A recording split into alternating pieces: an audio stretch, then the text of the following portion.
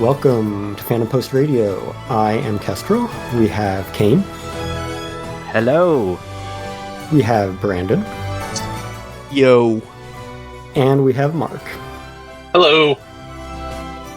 By the time you're hearing this, you probably already know that the second season of Frieren is the best anime of 2026, but we're recording this before that started airing. So for now, we've got to look back at whatever 2025 had. I saw the dumbest bullshit for that today, real quick. It was just on my newsfeed, and all it said was, the second season of Frieren is the anime that will transform your soul for all eternity. That was an honest headline. And I was like, I don't even know if the first episode's out yet, and you're already saying that it is going to change my life forever. I'm like, I love Frieren as much. These are dangerous levels of glazing. Yeah, I was like, I love Frieren as much as the next person, but fuck you. Well, apparently fuck me, because I also just made that joke. At least yours was a joke. This was an honest headline on an article that wanted me to read it. Anyway, 2025 was alright too. Granted, it was the 1 year that we had no Frieren, but we've got some good stuff anyway. So, as always, we're going to count down our top anime from the past year, telling you why they were the best, and reading some of your lists as well. Then we will aggregate them all together in the end. Yeah, so anyone have anything to add before we start jumping into it? Nope. The only thing I wanted to add before I started and we started is, what's funny is that I noticed, at least, but even though this year, I don't know if you could say it had a whole lot of like really like heavy hitters like a Frieren or an Attack on Titan or whatever, I think this is, at least for me, one of the hardest to rank seasons, if only because there's a lot of my shows have like nothing fucking in common with each other. Yeah.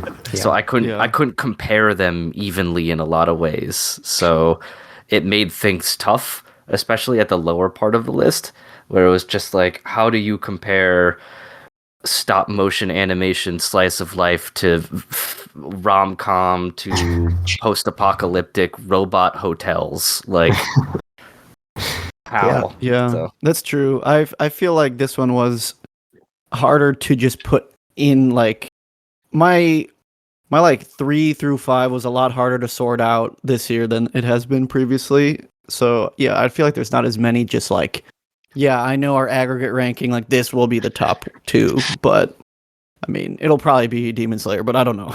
We'll see. At least from the added of everyone else too, but right. Yeah. Well, we'll see how good of taste my friends have, because it's pretty much all just my friends. Yeah. Yeah, I think I was the opposite. Most of my top 5 are dumb shonen battle shit. So yeah. Par for the course. Yeah. I'm Look still at this guy over here. For me. This troglodyte of anime over here. All right. So we'll get into it. So yeah, we're focusing on our top 5s. We'll consider anything else kind of an honorable mention. But as always, I do have a full top 10. So I'll just quickly go through my 10 through 6.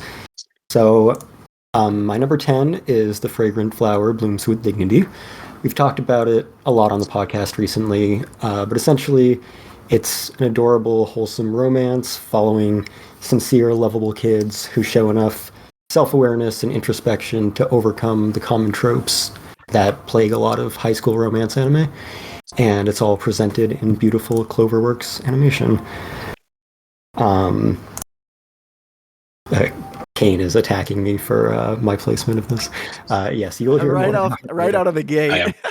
Right out of the gate. I am too, but I'm doing it silently. I'm silently judging you from all the way over here. That's fine. I'll take your judgment. Now, I'm sure future seasons will be higher up on my list in future years. This was just very much kind of the table setting of the story, and I'm looking forward to seeing how the relationship really develops from where this season ended. My number 9 is the exact opposite. Takopi's Original Sin. Oh man. Contrary to Fragrant Flower, in this series, everyone's a bad person. They all make the worst possible decisions, and every development is completely depressing. But as it tackles very heavy topics, it has a lot to say about the nature of generational trauma and corruption of naive innocence. And it also has a very unique and viscerally detailed aesthetic.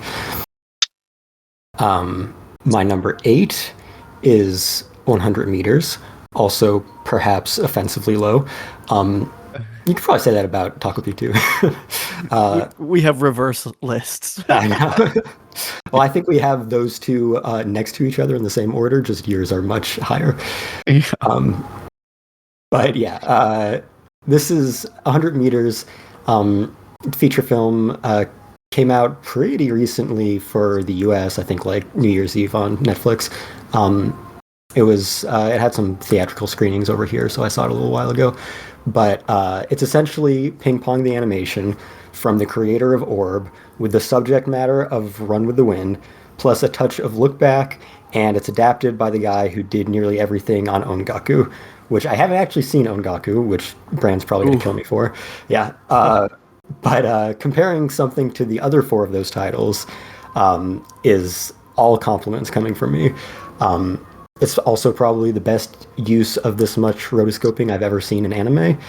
And, both this and Orb are very deep philosophical storytelling. And this manga was released when the creator was 21 years old. So, wow. Kind of insane, yeah. My number 7 is not the same cute, fuzzy, relaxing stop motion that Cain has on his list, but it is one of those, and that is My Melody and Kuromi, which may come as a surprise in my top 10, but if you happen to remember 6 years ago, one of my top 10 of 2019 was Rilakkuma and Kaoru, and surprisingly, these two are from completely different studios, staff, even different cute mascot companies for the source material, but they are extremely similar in that charming fuzzy stop motion style, and this one is both the typical relaxing embrace of cuteness and surprisingly a much more narrative driven story than Rilakkuma. And my number 6 is Kingdom, 6th season, appropriately. I didn't plan that.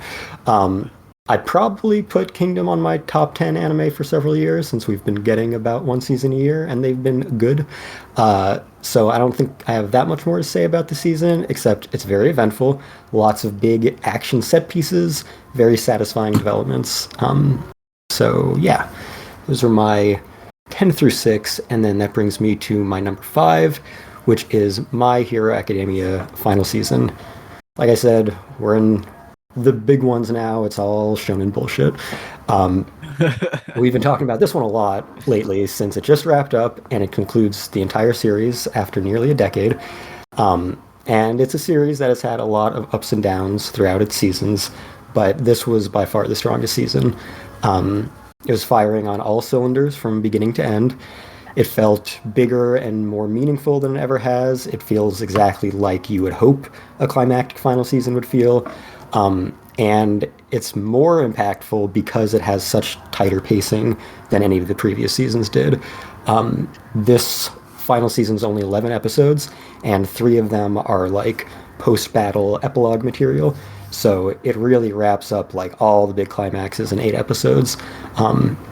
And it also delivers on a lot of character drama very effectively, both during and outside of the fighting. It makes me love characters that I never liked before. Bakugo is the kind of number one there, where I appreciated him a few seasons in, but he was still like kind of on my shit list pretty often. But episode 3 of this season was just phenomenal and kind of made me love him in a way that I never thought 20 episodes would, or 20 minutes in an episode would. And yeah, the climax really has all the hallmarks of shonen action spectacle that we love to see. It's exactly the kind of payoff that makes me glad that I never dropped the series, even when it was testing my patience. It was worth sticking out.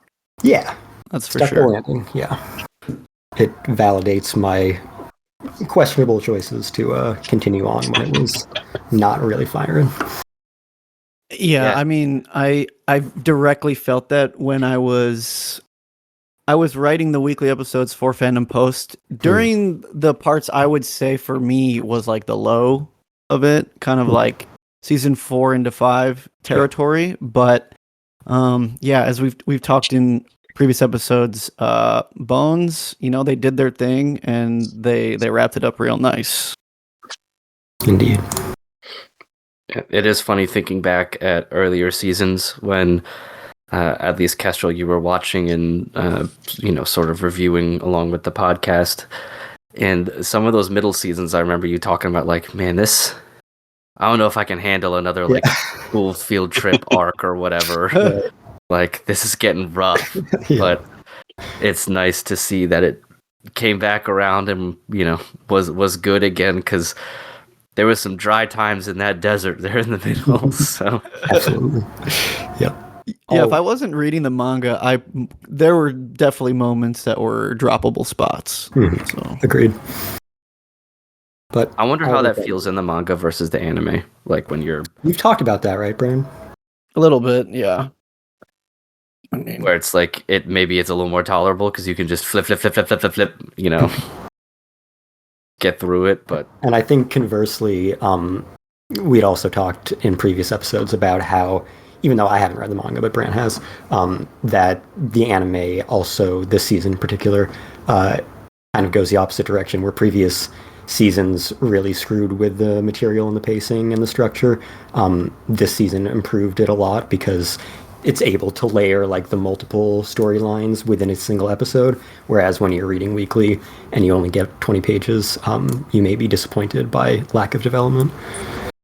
Yeah, precisely.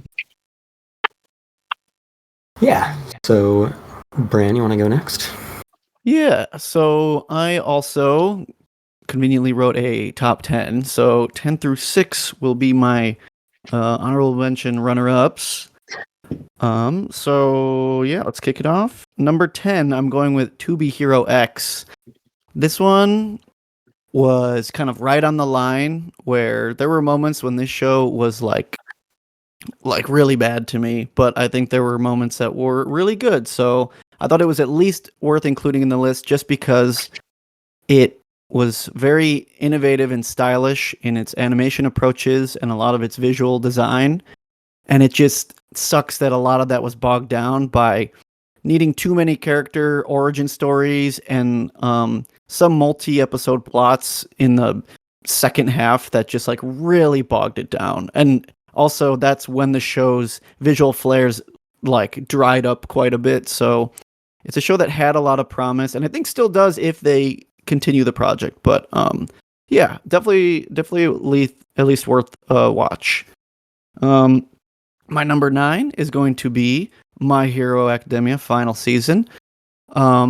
As we just said, Bones stuck the landing. I think the show was firing on all cylinders in a way it probably hadn't been for a few seasons. And yeah, I was extremely impressed and satisfied with how it ended. So yeah, it could go even higher, but like to me, I thought the jus of so many of the other shows on this list carried a distinct recognition, whereas like MHA, it really would have needed some like huge thing that separated it from my previous feelings on it. So yeah.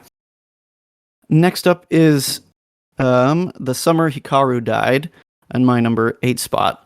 I really vibed with this show in terms of just the general atmosphere and the just kind of like the back and forth between the main protagonists and the dilemmas they were going through socially. And yeah, I was expecting to like it, but not as much as I did, honestly. And I feel like the show could have had a more compelling spot where it stopped, but that does not detract from me like being excited for more of it to come.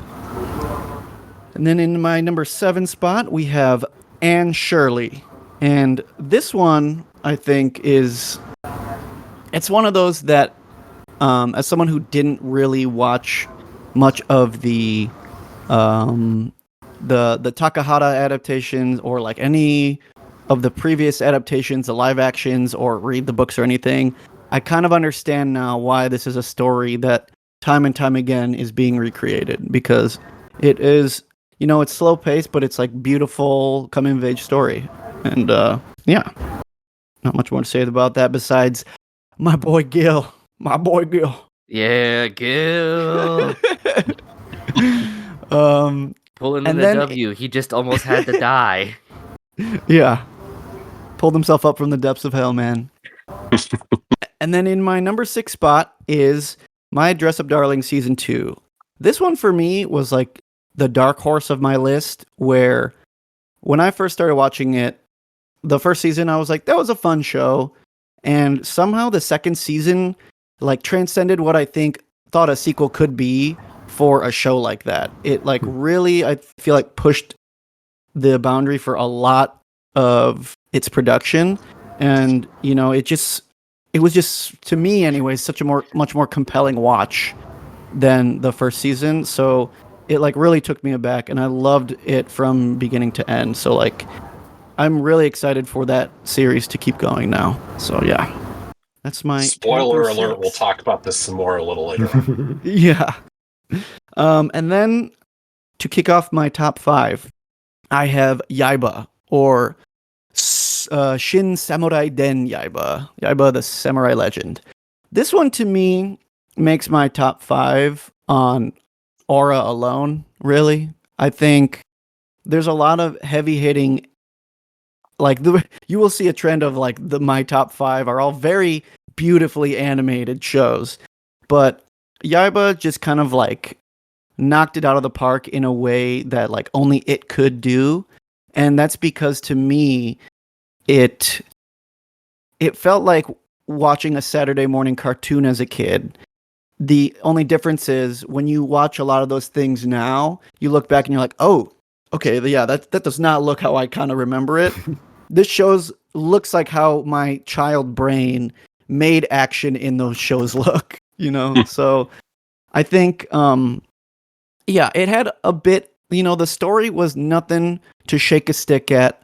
It was very just like, monster of the week for the most part. They're like, oh, we got to collect all these magical orbs to defeat the demon king, who literally like his rival, whose name is Onimaru. Like, it's really not that hard to like understand what's going on, but like it was fun all the way throughout, and they really were swinging for the fences in almost every episode. It was just like such a thrill to watch, and yeah, I love it, and I hope we get more of it. I mean, they had a full, I think it was basically a nonstop 24 episode season with studio just like, I don't know, like there's some studios that can take some lessons from like how they managed to do that. But yeah, that's my number 5 pick. Yeah, how you describe that as your what your childhood brain thought your Saturday morning cartoons looked like. That's how I describe like Bleach 1,000-Year Blood War.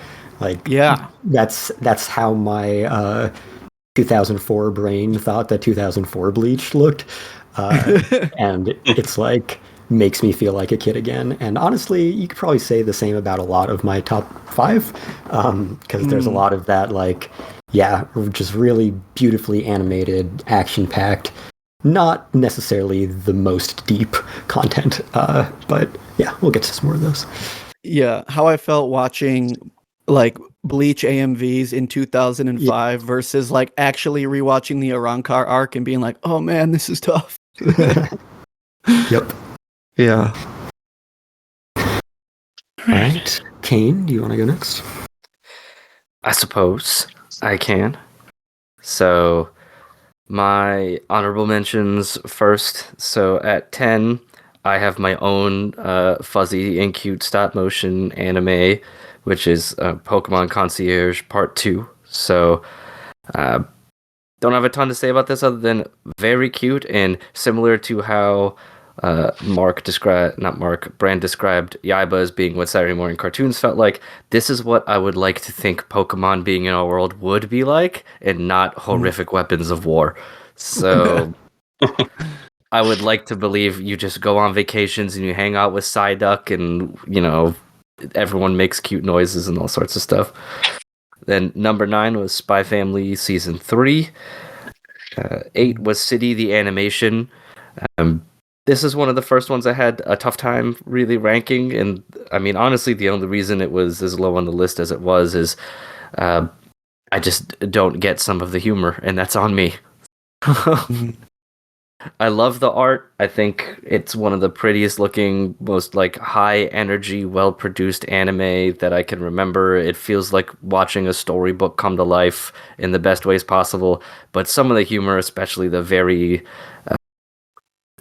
Japanese language based humor, just went completely over my head. So love the slapstick. Not so much the other stuff because I'm an ignorant sack of shit. Number 7. Oh, sorry, Bran, you wanted to say something real quick? Yeah, just real quick. I think that is the comedy itself is like the Achilles heel of that author, because I feel like the same thing was said about Nichijou when it got adapted, because it's like people love the art style and all that stuff, but it's like, half the jokes are like, what was that skit about? Like, I don't even really understand it. So yeah, I totally get it. That's kind of how it is being a Gintama fan too, where you have to tell people, man, this show's it's the funniest show I've ever watched, but there will be about 400 jokes about like some low-key Japanese like manzai guy or like comedian that like you're not gonna know who they're talking about. A politician from 2006. Yeah. Yeah, it'd be like if Japanese people watch Family Guy and they made like a John McCain joke. Yeah, all those like Conway Twitty cutaways. They're like, what is happening? Oh, exactly. Yeah, Conway Twitty. Yeah, 100%. So it would be much higher on my list if we were just accounting for the humor that I understood. So fair. Number 7 is Apocalypse Hotel. I really enjoyed this show as well. Had a couple issues with how the story sort of unfolds later on, but I'm a sucker for some of these like dystopian slice of life things where there's always sort of a hidden dread or a hidden menace. And then number 6 is Grand Blue Dreaming Season 2. This I love the humor for. The stupid, immature drinking humor is something that I always love. I didn't enjoy it quite as much as Season 1, if only because I found there was a little bit of a lack of insane face art, which was some of my favorite, but I did enjoy, I think my favorite joke of the season was the ongoing putting a lighter over glasses of water to prove to people that it's water. Mm-hmm. Like, that got me every time. So, classic. Yeah, it's very good. I need to read the manga, because I know, Kestrel, you said, like, the face game is on point in the manga. Absolutely. Very much so, yes. So I should read it to really get my fix. And then number 5, we've already heard this once already, but my number 5 is Anne Shirley. And this is an interesting one in that City the Animation was ranked lower than I would have done because of humor. Anne Shirley is only ranked at 5 because the pacing in season 2 is dog shit. I love Anne Shirley. Like, this is the first anime that I've ever watched that had like a novel base where I went out and read the novel afterwards, at least the first one, and really enjoyed that novel as well. And honestly, I felt the pacing of season 1 after reading the novel really wasn't that bad. Like, the first season, or core, I guess, the first core covers all of the big things that happen in the book. It does do one of the characters dirty, which is the pastor's wife. Bran, I don't know if you remember, but she's a part of like one of the episodes, and Anne is very smitten with her because she's a very fancy lady. Well, in the book, she becomes much more of a role model for Anne. she's still not mentioned very frequently, but she does come up more often, and Anne looks up to her as a role model of sorts for what like a grown woman should be. Considering in her life at that point, who does she really have until the teacher comes in? She has like Marilla, who is advanced in age and everything, and is a totally different personality than Anne and everything. So while she's a great motherly figure, and I love Marilla, she's not going to be like a role model for who Anne should be and who Anne wants to be. So the pastor's wife gets a little bit of the short end of the stick. But as Brainy mentioned earlier, Gilbert gets his W. Woo. After he just has to get fucking typhoid fever first. But oh man, our man does it. But it also has like a beautiful world. Prince Edward Island is an incredible place. I mean, when the 70s anime came out, Japanese tourism skyrocketed to Prince Edward Island because people wanted to see this like countryside utopia that Anne grew up in. And for all intents and purposes, from what I understand, it does not disappoint in that region, like the actual place. And also, I just love like Anne as a character. I think her being headstrong, self-assured, just drenching in imagination is such a breath of fresh air for like a protagonist, especially of being a girl and a young girl in that time period. Like, she is unabashedly herself. She always does what she wants to do, in that she lets her imagination run wild. She says whatever she wants to say to the, even if it flabbergasts Marilla or anything of that nature. But seeing her grow throughout the anime series was very enriching to watch her mature and learn to make sacrifices for the better of her adopted family and friends, even if it flies in the face of what she says she's always wanted, and she has to have a reckoning of what does she actually want. And she eventually, finds romance, but it's not with Gilbert, it's with a fucking wet rag. But but yeah, I just really, really love Anne of Green Gables as a grown 34-year-old man. It's just such a wonderful world to be in, and where the pacing of the first core is fast and the pacing of the second core is insanely fast. I wish I would have been fine if we got, and I don't think anime has ever really done this. Kestrel, you would probably know, or any of you guys really.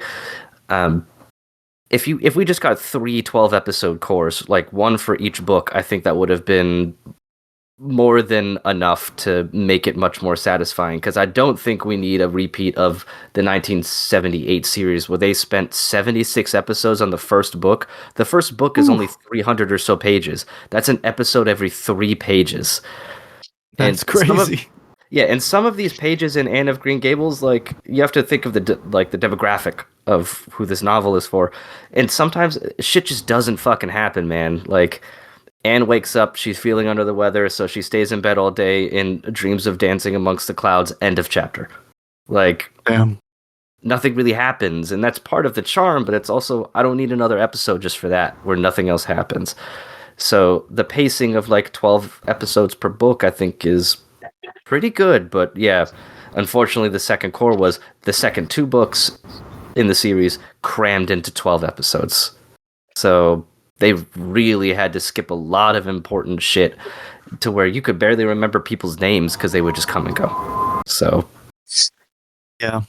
I think the pacing was definitely an issue, but strangely enough, this show kind of helped rewire my brain when it was airing, where like my attention span was in like an all-time low for like the type of content I was like watching, and then it was like this show told me to like, all right, just like lay back and we're just going to do some nice like farmhand stuff for a little bit and everything's going to be chill. And it really kind of like, I struggled with the pacing at first, but then like once you get into the rhythm of the show, it's just like really beautiful to be a part of.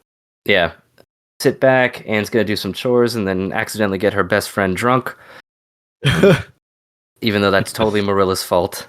But I think the most interesting comment I'd seen about the pacing of the show is and I wouldn't have known this until I read the book either, to be absolutely, fair, is, Matthew's death is very quick in the anime. He just fucking keels over, essentially. I'm sure, Brand, you remember, he's there and then he's not. Yeah. The chapter in the book where Matthew dies is 6 pages. And that's it. It's just it's an incredibly realistic portrayal of death in that way, which is like he didn't fight disease for half the book. He just fucking had a heart attack when he saw their bank was going underwater and had a very realistic death. They mourned and then they had to move on because they ran a farm.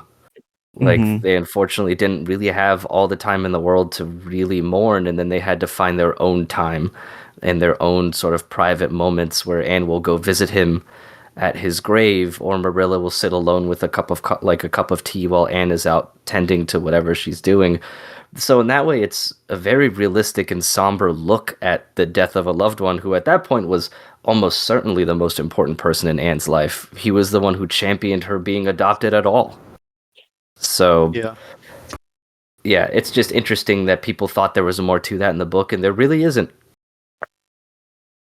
Yeah, I think just a quick comment on your pacing question. It is not strange for animes to do some weird episode counts to like fit the source material, because I know like JoJo's Part 4 was 39 episodes, and I think Part 5 similarly was like a 30-something episodes long. So it's not like it doesn't happen. I do think that there is just usually a regimen of 11 to 13 episodes-ish per core. But that is exactly 3 cores, 39 episodes. So yeah, it's just how many that's TV true. seasons you want to take up.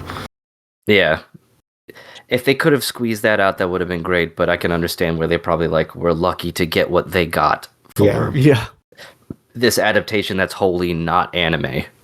Like, it is definitely a show that you could show someone, be like, this is an anime, but it doesn't have anything in common with any anime that you really know. So, because it is a fucking 100-year-old novel. So, it's a Canadian novel. Yeah.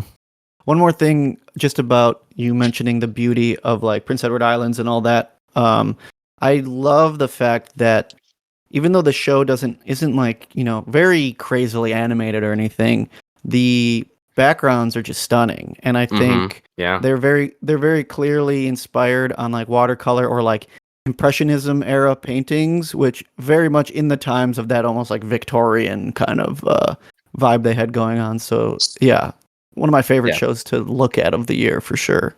Yeah, it helps to add to Anne's like dreamlike imagination that she projects onto Prince Edward Island as well. Like it makes it feel like the way that she sees it. Like you're seeing it the way that she sees it after arriving from the orphanage. So yeah, but that's my number 5. Similar, like I said, to Apocalypse Hotel, not Apocalypse, but City of the Animation. It would be higher, except for like a glaring thing that I just couldn't ignore for the sanctity of the rest of the list. Right, and that leaves Mark. Yeah, so I don't have as many honorable mentions as you guys. My list is very much kind of in 2 tiers. Well, I guess everybody's is in 2 tiers, but where I have a handful that I loved, and then a handful that I thought were pretty good. And there's a pretty big gulf between those. So not quite as many honorable mentions for you guys, but so starting with number 9, Rascal Does Not Dream of Santa Claus, which kind of like what you were saying there, Cain, about Anne Shirley and City. It was a series I really liked.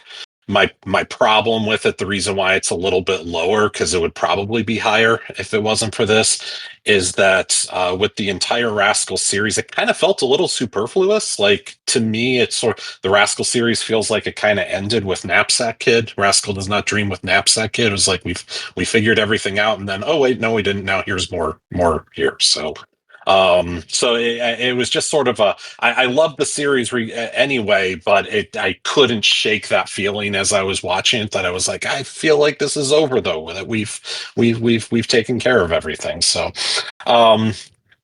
Then my next few are kind of interchangeable. My awkward senpai, I'll go ahead and put in at number 8. Then followed by Catch Me at the Ballpark at number 7, Ruri Rocks at number 6. And I'm just going to go ahead and mention my number 5 now, A Mangaka's Weirdly Wonderful Workplace, which I would put it a little bit higher than those other 3. They're all kind of in sort of the same. I'm a big rom-com guy. I'm a big slice of life guy, and they're all kind of slice of lifey rom-com sort of things. And they were all, I thought, really good, sort of for what they did. The reason why I'm going to go ahead and put Mangaka's Weirdly Wonderful Workplace a bit higher than the other ones, though, is I thought that one did some really interesting stuff with characters. So some really interesting character work in there. Where the main character in that Futami, she is a new mangaka who is has a lot of anxieties and everything that anytime any little thing happens, she just completely dissolves into a pile of goo. And so sort of everybody around her is kind of there to kind of prop her up. And you never thought that anxiety could be so adorable, except that it was. But everybody in the show is kind of presented as, again, kind of being there to help prop her up. But what I thought was really interesting was that, for a 12 episode series in particular, they kind of gave everybody a little bit of opportunity to sort of show that they have a bit more to them than just like, well, I'm here to make sure that she gets her job done. And even sort of as we went later on in the series, like it kind of left her with Futami with a need, if you will, to be the strong person. So you get this little flipping of the script here where all these other people who are initially presented as strong, it's like, okay, now we're going to show you the chinks in their armor, and Futami has to be there for them in much the same way that they are there for her. And it was much stronger character work than I often see in a series like this, but B, particularly in a series kind of as short as this, because I don't really expect it to be the sort of series to get a second season. Like I feel like the manga is still going on. It's been going on for 6 years and it's still going on, and maybe they'll surprise with a second season. I would certainly watch a second season. I just don't feel like there will be a second season. And so I thought they did a really good job of packing a lot into it to make it just feel a little bit more, I don't know, important than a lot of the stuff that we get in these genres. So that is my number 5. Nice. Yeah, I want to check out that baseball one someday because I'm a sucker for baseball shit too, even if it's only tangentially related. So. If it's not even really, it's not a baseball anime. It's about it's about a girl who is a beer vendor at a baseball park. But it's super cute and it's a lot of fun. And that was in the spring season, and it was definitely a comfort watch every week for me. You bait Cain with the baseball, and then he realizes he actually signed up for a romance. I mean, there's beer in there too, and that works. There's beer. There's actually, unfortunately, no romance in there. So no real. Well, they actually do kind of bait you with it. There is a character that it makes it seem like, oh, this is going to be the thing. And again, maybe if you read the manga, it's something that happens, but it doesn't they don't even really hint at it. So, spoiler alert. I think we have spoiled a fair amount in this episode already, given the discussions of characters' deaths. Yeah. All right, yeah, so between our number 5s and number 4s, I'll start reading some of the lists that I got from my friends. A lot of them sent in top 10s, but I'll just keep it to top 5s for brevity and consistency. So yeah, from Derek. Number 5, My Dress Up Darling Season 2. Number 4, Demon Slayer, Kimetsu no Yaiba Infinity Castle. Number 3, Gachiakuta. Number 2, Dawn to Dawn Second Season. Number 1, Chainsaw Man the Movie Reze Arc. And from Andrew, number 5, Windbreaker Season 2. Number 4, Grand Blue Season 2. Number 3, Dawn to Dawn Season 2. Number 2, Chainsaw Man the Movie Reze Arc. And number 1, My Dress Up Darling Season 2. Okay. Yeah, so then we can move on to our top 4s if you want to start that, Brett. Yeah. At my number 4, I have Taco P's Original Sin. This show falls into like a category of media that only like a dozen or so things really usually end up there, but one of those things that I truly love, but I'd be hard pressed to watch again, kind of thing. Like I think of movies like Hereditary, like brilliant film, but I was so stressed out watching it that I don't know if I could do it again. And I mean, I know like on first watch, maybe it's gonna be a little bit more stressful than a rewatch, but it's still this show. Just about every episode of Taco P is very hard to watch, and there's definitely going to be certain subjects that are worthy of trigger warnings for many different kinds of things. So this is one of those shows that I recommend highly with an asterisk. You know, it's very beautiful and haunting at the same time, and it does its best to kind of balance the like horrible small town psychosis of just like terrible familial relations going on, and the innocent like literally otherworldly lens of Taco P's presence in the whole thing.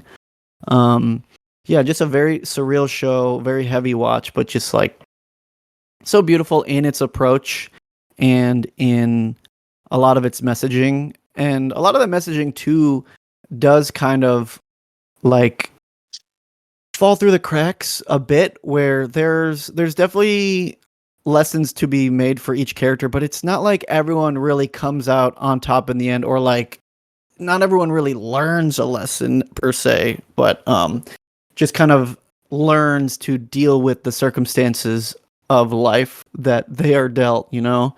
And that's something I really appreciate from the original creator, Taizan 5. I think they're really good at those kind of stories. And although I had heard about Taco P a few years before the anime came out, the first time I actually read one of their stories was the Ichinose family's Deadly Sins or something.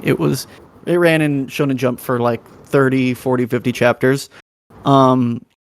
Similar in a lot of ways, but the one thing I wanted to mainly comment about is that the anime really, really captured Taizan 5's art style like immaculately. And I think maybe my favorite aspect is they really often like going to this almost like fisheye lens perspective of like characters looking at something together or like doing a walk cycle together.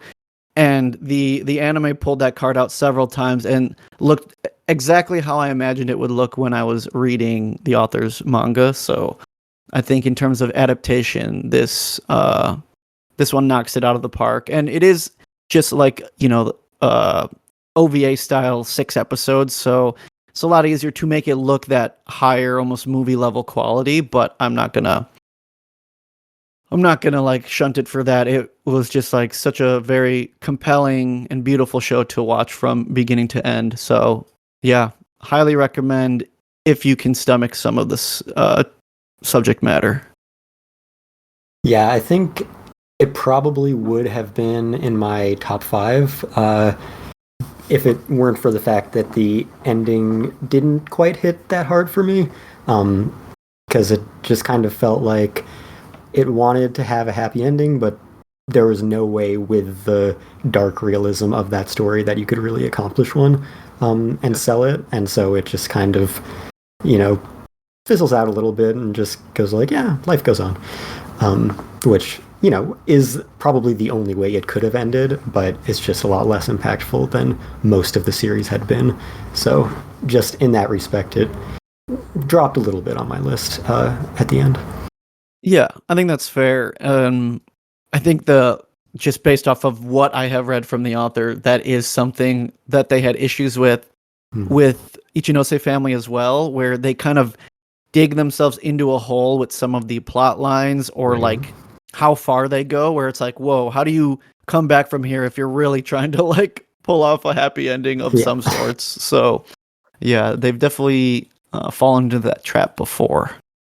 But yeah, worth a watch. And I will also recommend, the author had a one-shot in Shonen Jump called Fighting Girls, I think. And I'm just mentioning it now because I might use it as another reference of a comparison for something later. I sure know what that will be.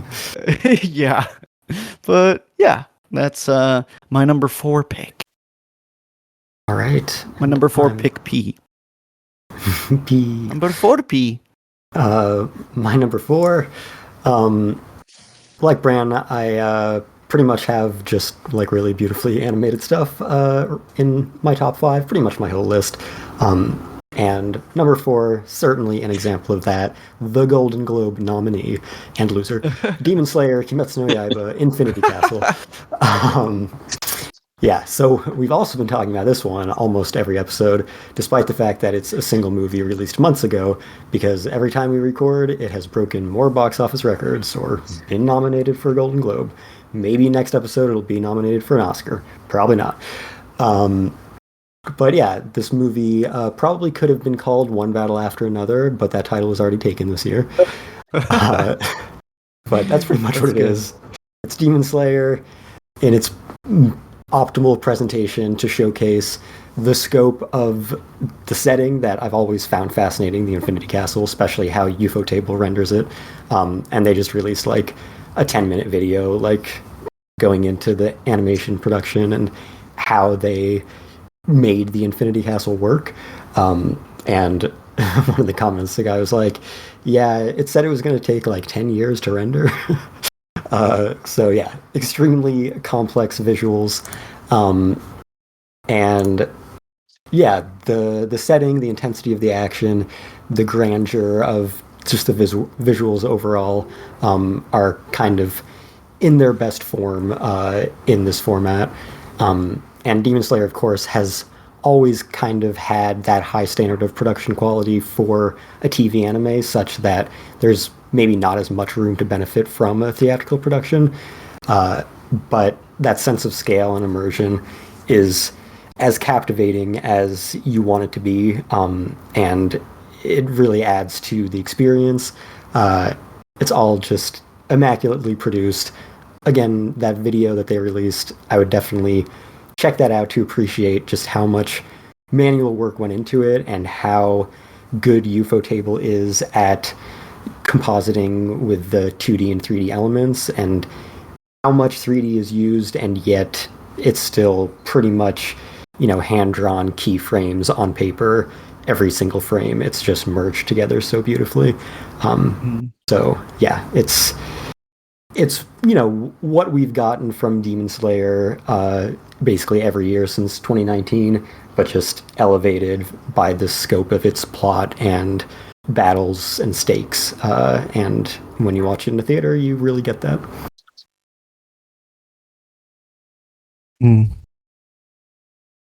Mark, you want to do your number 4?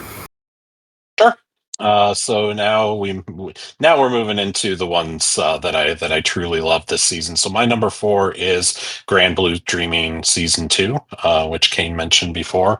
I actually liked this season better than season 1. I thought that it did, despite the lack of amazing facial visuals. I thought one of the things that that this season really got into, and you sort of see it kind of coming along at the end of the first season, but is a really nice punctuation of the craziness that goes on there with some real moments of heart.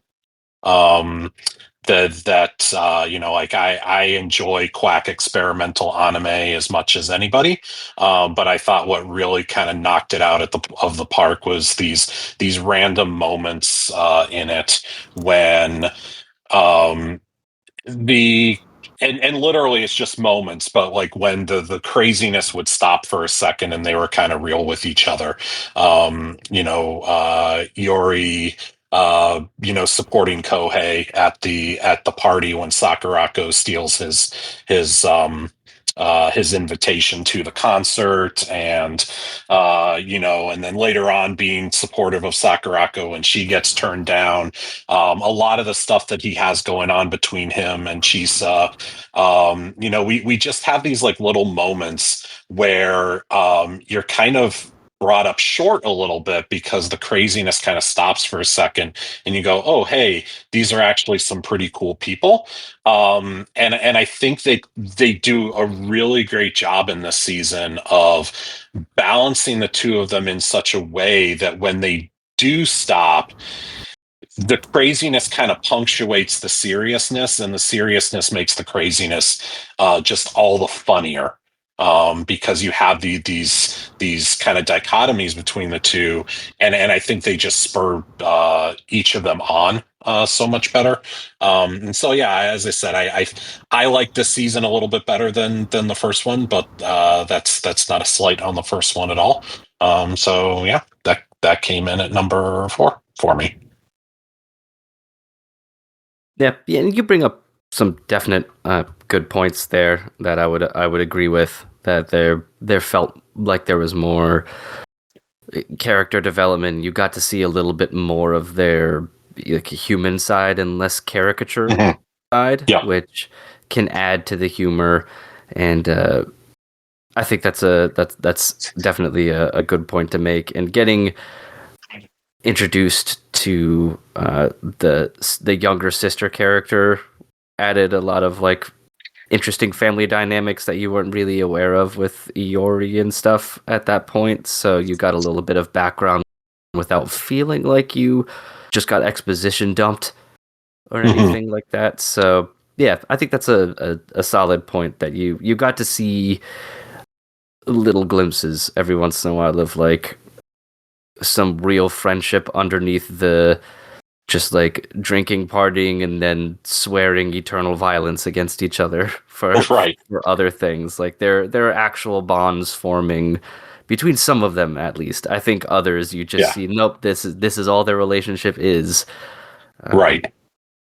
Which can be refreshing in that way too, where it's not trying to also force where they don't really belong. So yeah. So some weird moments of reasonableness between them as well that I think, like I always think of the is it in the last episode? It's definitely near the end when they're on the island and Yori goes back to the tent and Chisa is changing, and so he sees her with her shirt off and she gets all pissed off at him and chases him around for a while, and then he's like, but you see me naked all the time, and she's like, oh yeah, I guess I do, okay. Yeah, a surreal logic that only makes sense in their universe. Exactly, right. But at least it follows the rules for their universe, so to speak. Right. All right. Yeah, good stuff. You want to move Just on have to read your... the manga. Yes, absolutely. Definitely. One last comment. I will say, as an avid reader of the manga, and I should have expected this because obviously anime is different than manga. Some of the manga panels, Kestrel, you were talking about the beauty of Demon Slayer there. Like some of the manga panels, particularly when they are scuba diving, are so beautiful. 100%. just absolutely amazing. And I remember when I was sitting down to watch the anime for the first time, that's what I was really among everything else, I was really looking forward to seeing that rendered as a scuba diver myself. Like I wanted to really see this, and it just doesn't come through quite as well in the anime, but you kind of expect that, like that, for it to come out as well as it does in the manga, like that would be some insane production values. I mean, it's also like, it's funny, Cain had mentioned in his honorable mentions, like, City of the Animation, he loves everything about it visually, but not all of the humor worked for him. And with Grand Blue, all of the humor worked for him. And I would say that they are kind of opposite adaptations in that Grand Blue is one of the most gorgeously drawn manga series I've seen, and the anime looks kind of rough most of the time. Yeah, so, agreed. It certainly could have been better, but yeah, no, it's still hilarious. So, yeah. Whatever. All right, and Cain, you're number 4. Righto. So my number 4, which I wholly expect to be on other people's lists, maybe higher up, is Apothecary Diaries Season 2.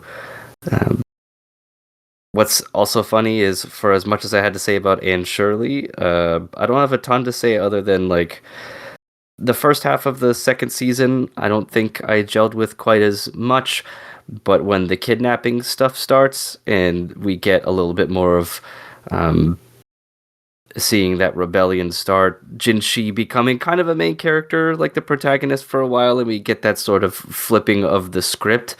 I really like that stuff, even if I think it took a little too long for it to get going once she was kidnapped and stuff. But I'm just I always like the palace intrigue, how Mao Mao as a character. I always liken her to a pharmacist version of like Jackie Chan in every movie that he's ever been in that she doesn't want any trouble, but yet she always gets trouble. She says out loud, at least to herself, like her inner monologue over and over again, like, I shouldn't investigate this, I really don't care. And then lo and behold, like 2 minutes later, she's elbow deep in whatever it is the hell that's going on, because she can't help herself, especially if there is even the faintest chance that she could get something like poisonous at the end of the road here. So I think Mao Mao is a really fun character. I like Jinshi a lot too. I think he has and you learn a lot more about him in this season too, which I think helps, because he has an air of mystery about him, of who he is and how is he where he's at in terms of his job in the palace, while being as competent and knowledgeable as he is as well. And then you learn kind of a lot about his secrets and who he is and why he has to disguise himself when he goes out and travels. And yeah, I really enjoyed it. Emily likes it a lot as well. So, I also rank my list based off of how much I look forward to watching episodes of a certain show every week. And Apothecary Diaries is always up there as like as close as you can get in the modern era to scheduled TV viewing, so to speak, where you like, the Apothecary Diaries episode comes out today and Emily and I are going to watch it at dinner time, which I can't say about many anime that I just kind of watch whenever I get around to it. So I think that's about as glowing of a thing as I can give, and that's in common with all the other shows on the rest of my list. They were all shows that I actively looked forward to watching. But Apothecary Diaries was really good, and I look forward to how that's going to play out, especially now that we're starting to get a little more, I don't even know if you want to call it like romance between them, but like Jinshi is approaching it much more in a serious manner than just kind of being a half playful creep on her. Like, I think he actually has feelings for her and for Mao Mao and everything. And I'm interested to see how she handles it, because you still don't really know how she feels about really anything in that realm. Like, if she does at all. I don't know how the story unfolds. I don't know if maybe she's like aromantic, asexual, anything like that. So I am interested to see how that plays out too, because it's a setting that's ripe for like romances to be had and everything, and she's kind of rejected it at every turn as best as she possibly can. So I feel like Jinchi's only going to push that envelope even more until something happens one way or the other. Yeah. But yeah, number 4 for me was Apothecary Diaries Season 2. Nice. All right. I'll read some more top 5s here. From Epica, number 5, Zenshu. Number 4, Demon Slayer, Kimetsu no Yaiba, Infinity Castle. Number 3, The Summer Hikaru Died. Number 2, To Be Hero X. And number 1, Orb on the Movements of the Earth, which spanned end of 2024 to beginning of 2025, so I'll allow it. Then from Horb, number 5, Zatsutabi, That's Journey. Number 4, Medalist. Number 3, The Fragrant Flower Blooms with Dignity. Number 2, Welcome to Japan, Ms. Elf. And number 1, I think this also started in 2024, Blue Box. Oh, yeah. Yeah. Yeah, I let people kind of make their own rules of what counts. That's fair. Yeah.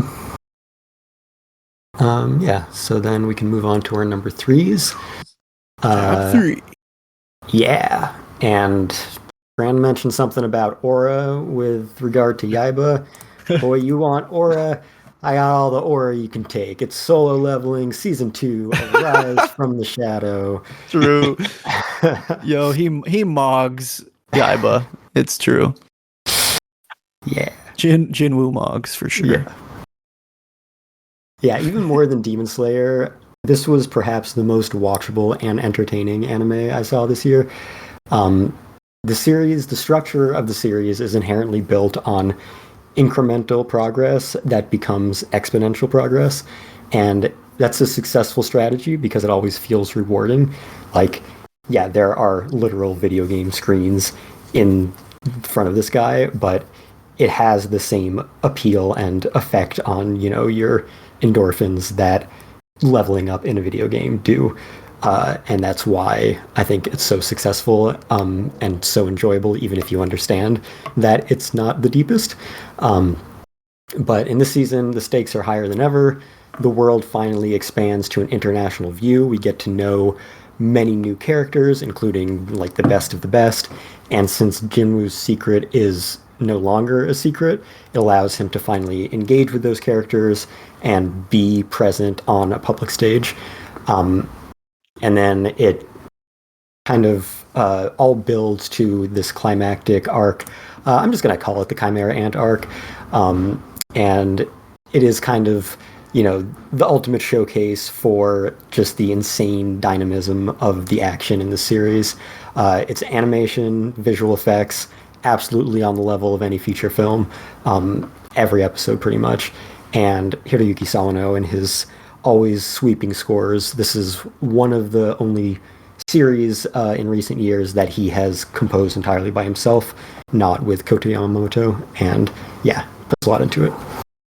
So that's my number 3.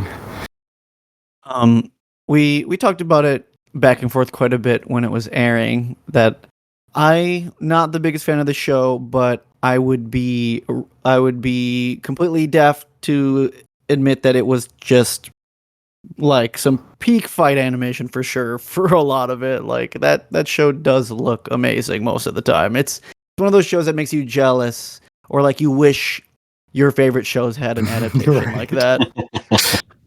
Why did Berserk 2016 turn out like that when it could have been this? Me watching One Punch Man season 3 every week. I mean, One Punch Man season 3 is that much worse because One Punch Man season 1 got this treatment. Yeah, for real. But I'm sure that's number 1 on your list, so we'll save that discussion. Yeah, we'll see. Right, on to your number 3. Yeah, speaking of my list, this one landed on my list, crossing the finish line right at the end, right at the last second, because literally I couldn't watch it until December 31st, and I technically watched it January 1st, but that's going to be 100 meters. This one, I feel like before we get into that, there were a lot of things I wanted to watch this year that because I don't live in the land of milk and honey, the beautiful golden state of California, I can't watch 3 months or 4 months in advance. So yeah, I had to be a pleb and wait for it to hit Netflix.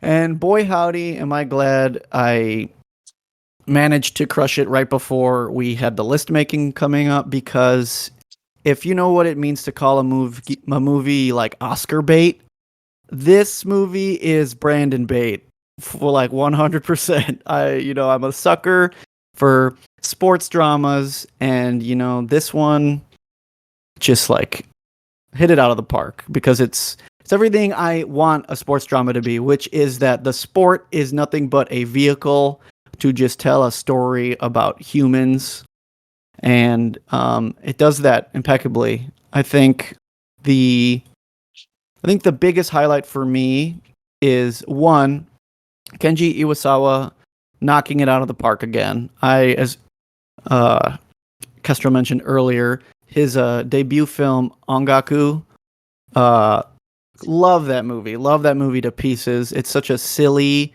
almost like Napoleon Dynamite-esque humor, just kind of like very dry and like stupid, but there are just moments where the rotoscoping animation kicks in, and it's like nothing you've ever seen before. And I know a lot of people were hyping up a lot of the scenes from 100 meters, and to all those people, I would beg you to go watch Ongaku as well.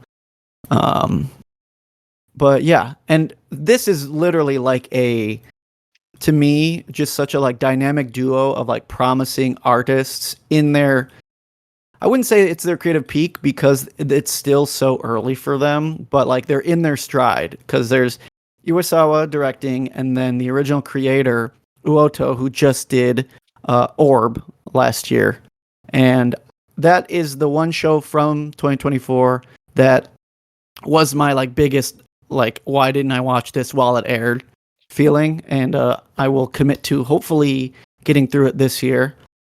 But yeah, I mean, the writing was impeccable as well. Just like a very grounded story of mainly two guys competing, but there are several other characters that like make it as they get further into track.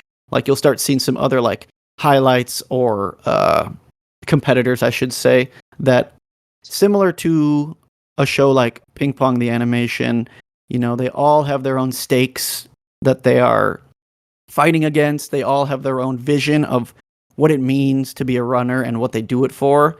And that's what I'm all about, baby. I'm all about just people pushing themselves to the brink to find out like what makes them tick and like what their life is about. And this one does that immaculately, and I loved it. And as Kester mentioned earlier, and I just mentioned, like, it gives me notes of Ping Pong. It gives me notes of Look Back. It gives me notes of Fighting Girls from Taizan 5. Mm-hmm. So, yeah, it's just this is the kind of thing that is the formula to get me to love what you like create. And yeah, it was easy top 3 for me, and it was a tough customer putting it between 2 and 3, but like as you'll see, that's also a very high profile movie. So yeah, I love this movie, and I can't wait to rewatch it, honestly. Yeah, my only comment was A, I need to watch this as well, and B, especially knowing that there's rotoscoping in it, because I'm an unabashed fan of rotoscoping, whether it's good or bad. I just like it. Yeah, no, rotoscoping I feel like has become a huge creative tool in animation, specifically this last year. I think with stuff like Smiling Friends gaining popularity, and even like Haha You Clowns, a lot of like Adult Swim animations that are like kind of taking the like a stride in little clips of rotoscoping that just adds so much to the humor. I think this, in the opposite manner, uses rotoscoping to just like show you the dynamic of running in the most humanly accurate way that they can. And it really does help with the weight of the story and the characters, that they are literally the weight they are pulling to make it across the finish line. But yeah. Yeah, I was trying to figure out whether this was more brand bait or Cain bait, but that extra comment about loving rotoscoping, it might be a Cain even more. Yeah, that's true. Yeah, I've even liked stuff like what's it called, the Flower of Evil, which Flower of used a Evil, yeah. shitload of rotoscoping. Oh, yeah. And Yeah, it people was all generally rotoscope. hated. Yeah. Oh. Yeah, but I was like, I this just saw fucking rules. Hiroshima Bahama this past weekend, so he had a lot to say about the production of that show. Oh, that's cool. Yeah, I liked it a lot, even though it wasn't super great for any other reason. But still love rotoscoping and any attempts that shows make to be creative in how they portray stuff. So just doing that, or things like stop motion animation and stuff, I'm always a fan of trying to make your show into mixed media. So Right. Yeah, and the thing that specifically 100 meters and his previous directorial one, Angaku, that are impressive is that he takes a lot of the full rotoscope scenes on himself to just like pound out like hundreds and thousands of panels for. And yeah, I definitely recommend the funny thing is the difference of 100 meters is going for a much more realistic style. So the transition between the rotoscoping and the regular stuff isn't as jarring. Whereas in Angaku, they are the most like plain, like comic book kind of character designs. And then there will be a scene where they're just like playing instruments in the most like insanely detailed way you've ever seen, like swinging their hair around and stuff. It's a sight to behold. Yeah, when I saw 100 meters, it was at a Q&A with Iwasawa there, and Nice. The interviewer asked him, like, why did you use so much rotoscoping? And his answer was, I don't know how to make a movie any other way. Hey man, yeah, you gotta work to your strengths. That's how he got across the finish line. Exactly. Cool. All right, and then Mark and Cain have the same number 3, so you can talk about that in whatever order you'd like. Mark, if you would like to open up with the salvo against Kestrel, that's fine by me. It wasn't on Brand's list at all. That is very true. Yeah. No. So our number 3 is The Fragrant Flower Blooms with Dignity. And which is funny because you and I traded some barbs that we had some problems with what the other had higher on this, and yet we both ended it up with it at number 3. So we can talk about that in a little bit. But yeah, so I already talked about Rascal earlier. I actually have all 3. Spoiler alert: all 3 of the Cloverworks Trinity from the summer season on my list. And with this being the second one, and again, this is another one. I'm an avid follower of the manga, so I was really, really looking forward to the anime when it came out, and I think that Cloverworks just knocked this out of the park. The animation is gorgeous. I think they framed the season kind of perfectly. We talked about it a little bit when we covered it a couple podcasts ago, but we deal with in this season essentially the entire kind of I was going to say courtship, but it's not really courtship because they don't get married. But basically, everything leading up to the confession, it does sort of end on the confession, and which provides a nice punctuation to what this season covered, but also a nice little leaping point off for what I assume there will be at least a second season for this. It's popular enough; it feels like that's kind of inevitable.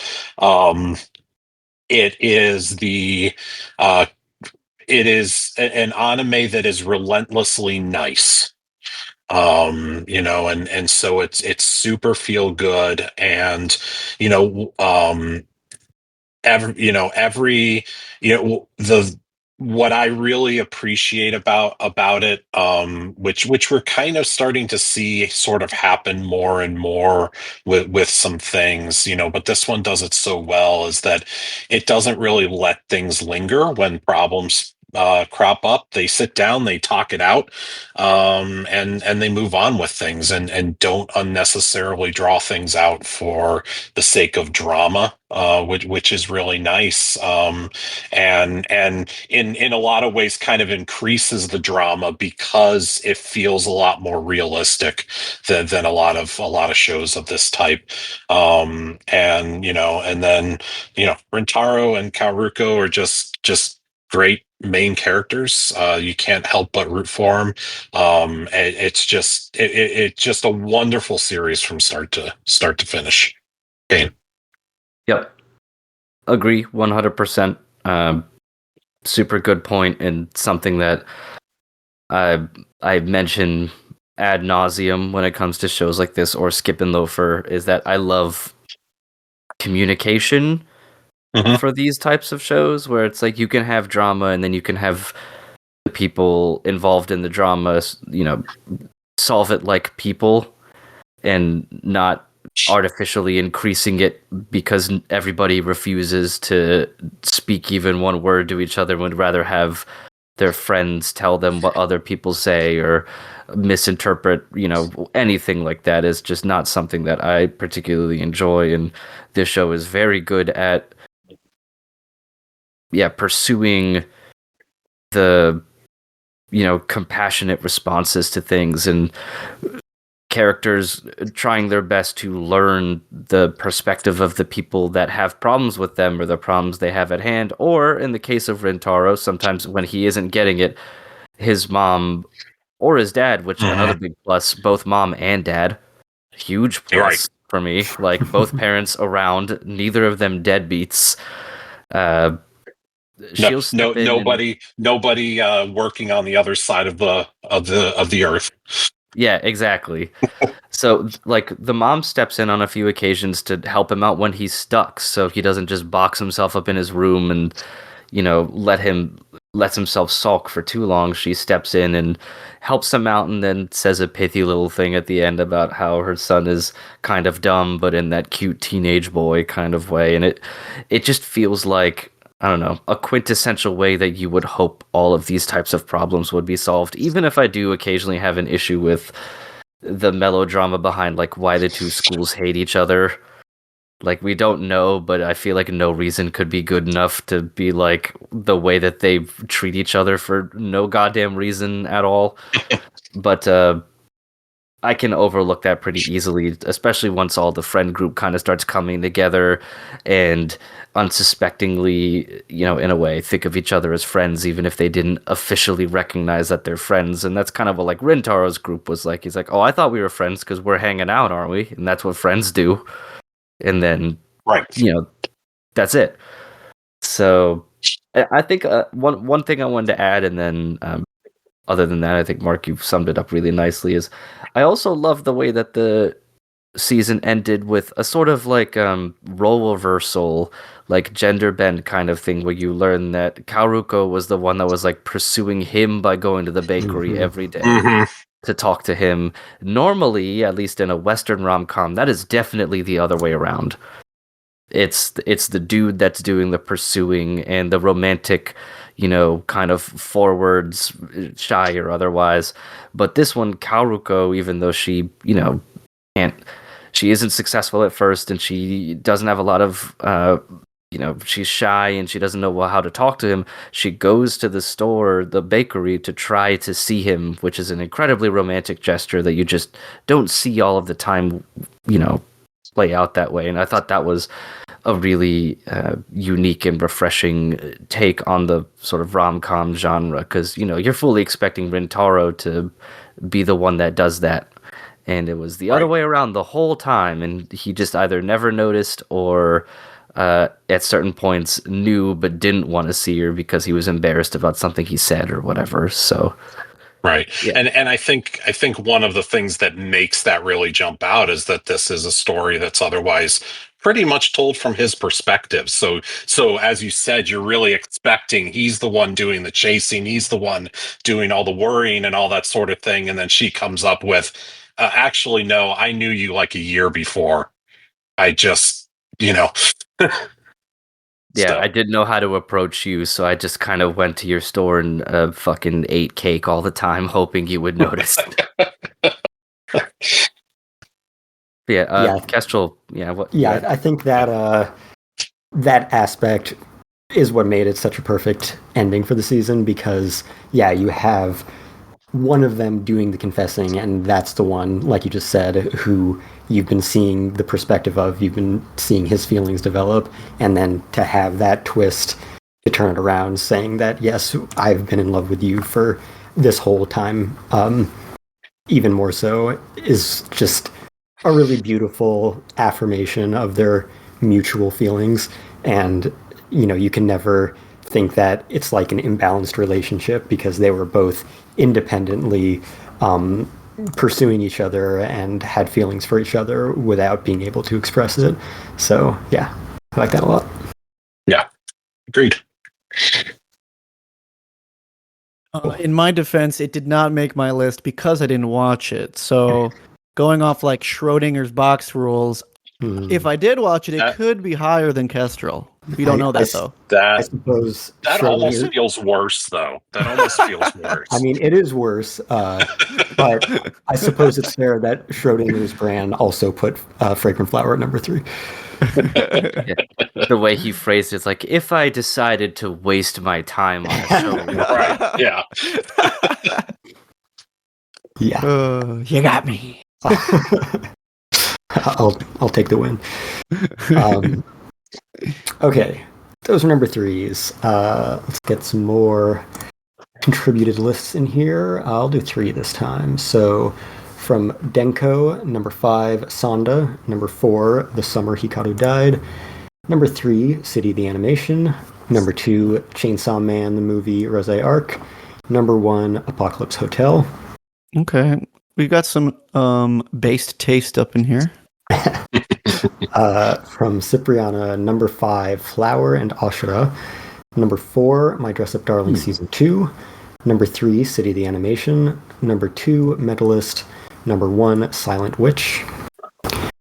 And from Henry, number 5, Bang Dream Ave Musica. Number 4, Grand Blue Season 2. Number 3, To Be Hero X. Number 2, Silent Witch. And number 1, Mentalist. Nice. Yeah.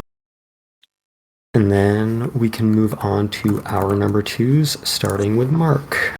Yeah, okay.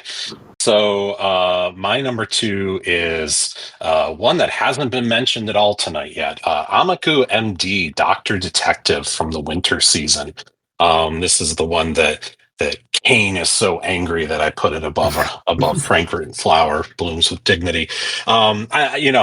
I actually don't know if I forget who said it before, but it being a season that's hard to rank because there's so many different things out there, and I'm sort of in that boat a little bit with this one. I don't know that I like it any better than Fragrant Flower. I certainly don't like it any worse than Fragrant Flower, but the reason why I put it ahead of it is that it's just a very different anime. It's not something that you see very often, if at all, in the medium, because it's a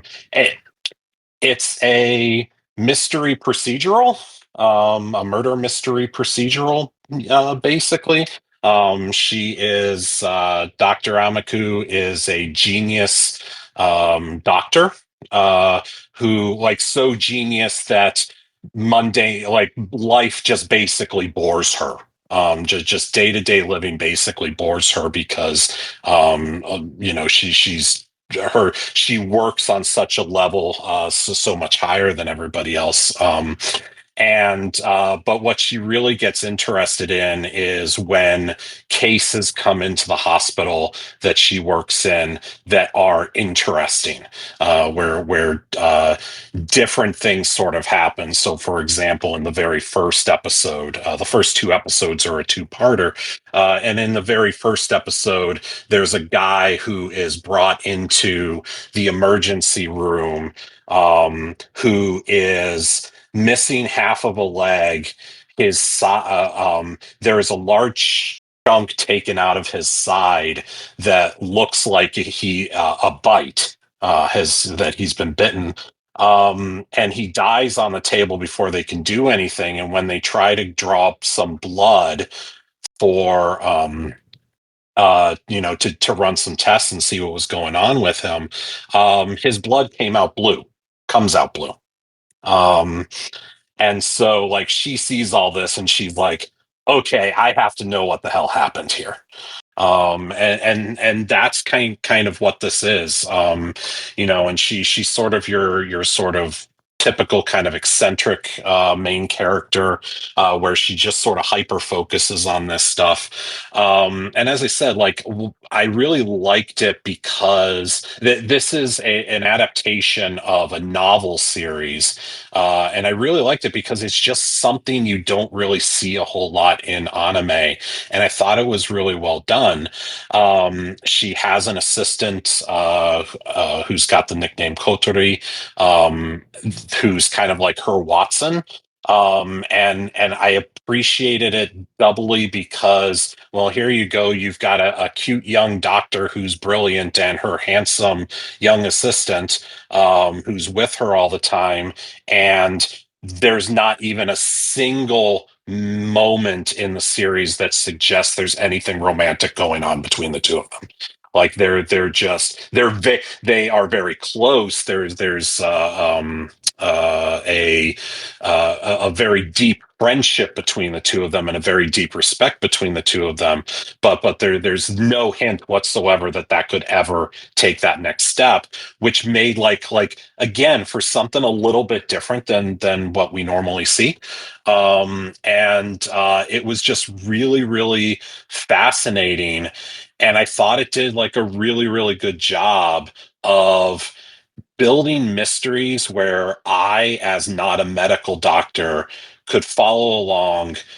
I could come up with guesses, and I generally did a pretty good job of being like, okay, this is what I think happened, and sort of generally getting into the right ballpark with just sort of my normal mundane knowledge of medicine. And then letting her bring it home, and kind of getting into the right place, and then letting her bring it home with all of the really super technical stuff that then sort of shows her genius. And from everything that I understand, I've read some stuff, I've seen some stuff. Everything that happens in the series is plausible. Like there's nothing in there that's just kind of like the writer just making stuff up. It's like, no, this is actually everything that's going on in here is based on true science, and could absolutely happen the way that it plays out in this.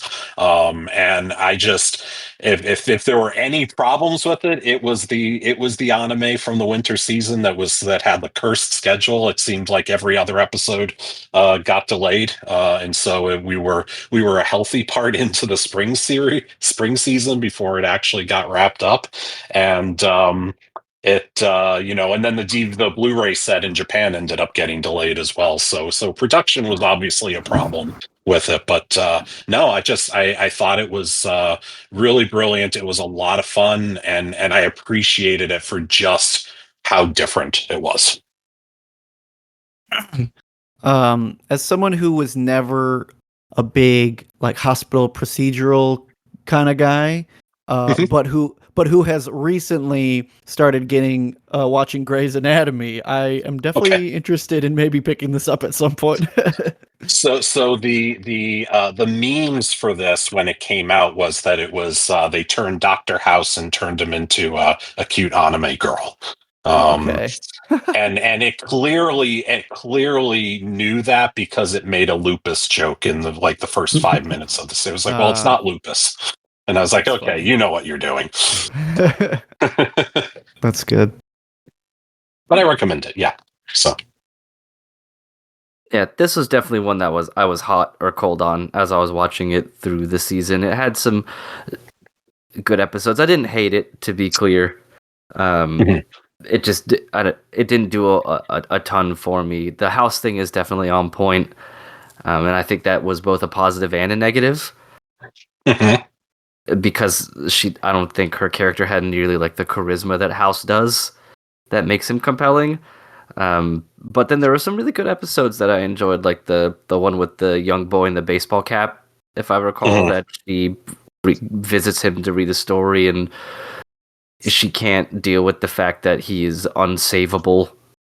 Right. So it causes her to really question like all of her knowledge and her education and everything, because she couldn't figure out what was wrong with him. She thought she had cured him at one point.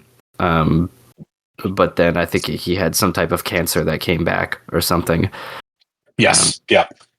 And then that was it for him, and it really like shook her to the core in a way that nothing else had, because she's normally she gets everything all the time. Like this is, for it to happen is one thing, but for it to happen to this like young kid who is so full of life and everything obviously affects you in a much deeper way. So they had some good stuff in there. The poor assistant guy gets his this is the shittiest part. He gets his fucking Mazda RX-8 exploded. Oh no. Yeah. He loved that car, and I think the Mazda RX-8 is one of the coolest cars ever made, even if they all break down after 50,000 miles. But his just gets bombed straight up. So that was an interesting one. But yeah, not a bad series. So I don't hate it, but yeah, I do think it is a crime to put it above Fragrant Flower, and you should be tried in The Hague for it. And I want that to be officially my statement. Fair. Wow. Fair. But I will say, in my defense, at least I've watched Fragrant Flower, unlike some people around. Whoa, got it. Damn. I said I wanted to watch this one. Shit. I'm catching strays this time. Catching strays. That bit about the Mazda thing reminded me of the principal from GTO every time I had the exact same destroyed. thought. I was like, "My Cresta!" Exactly. Oh, it's good.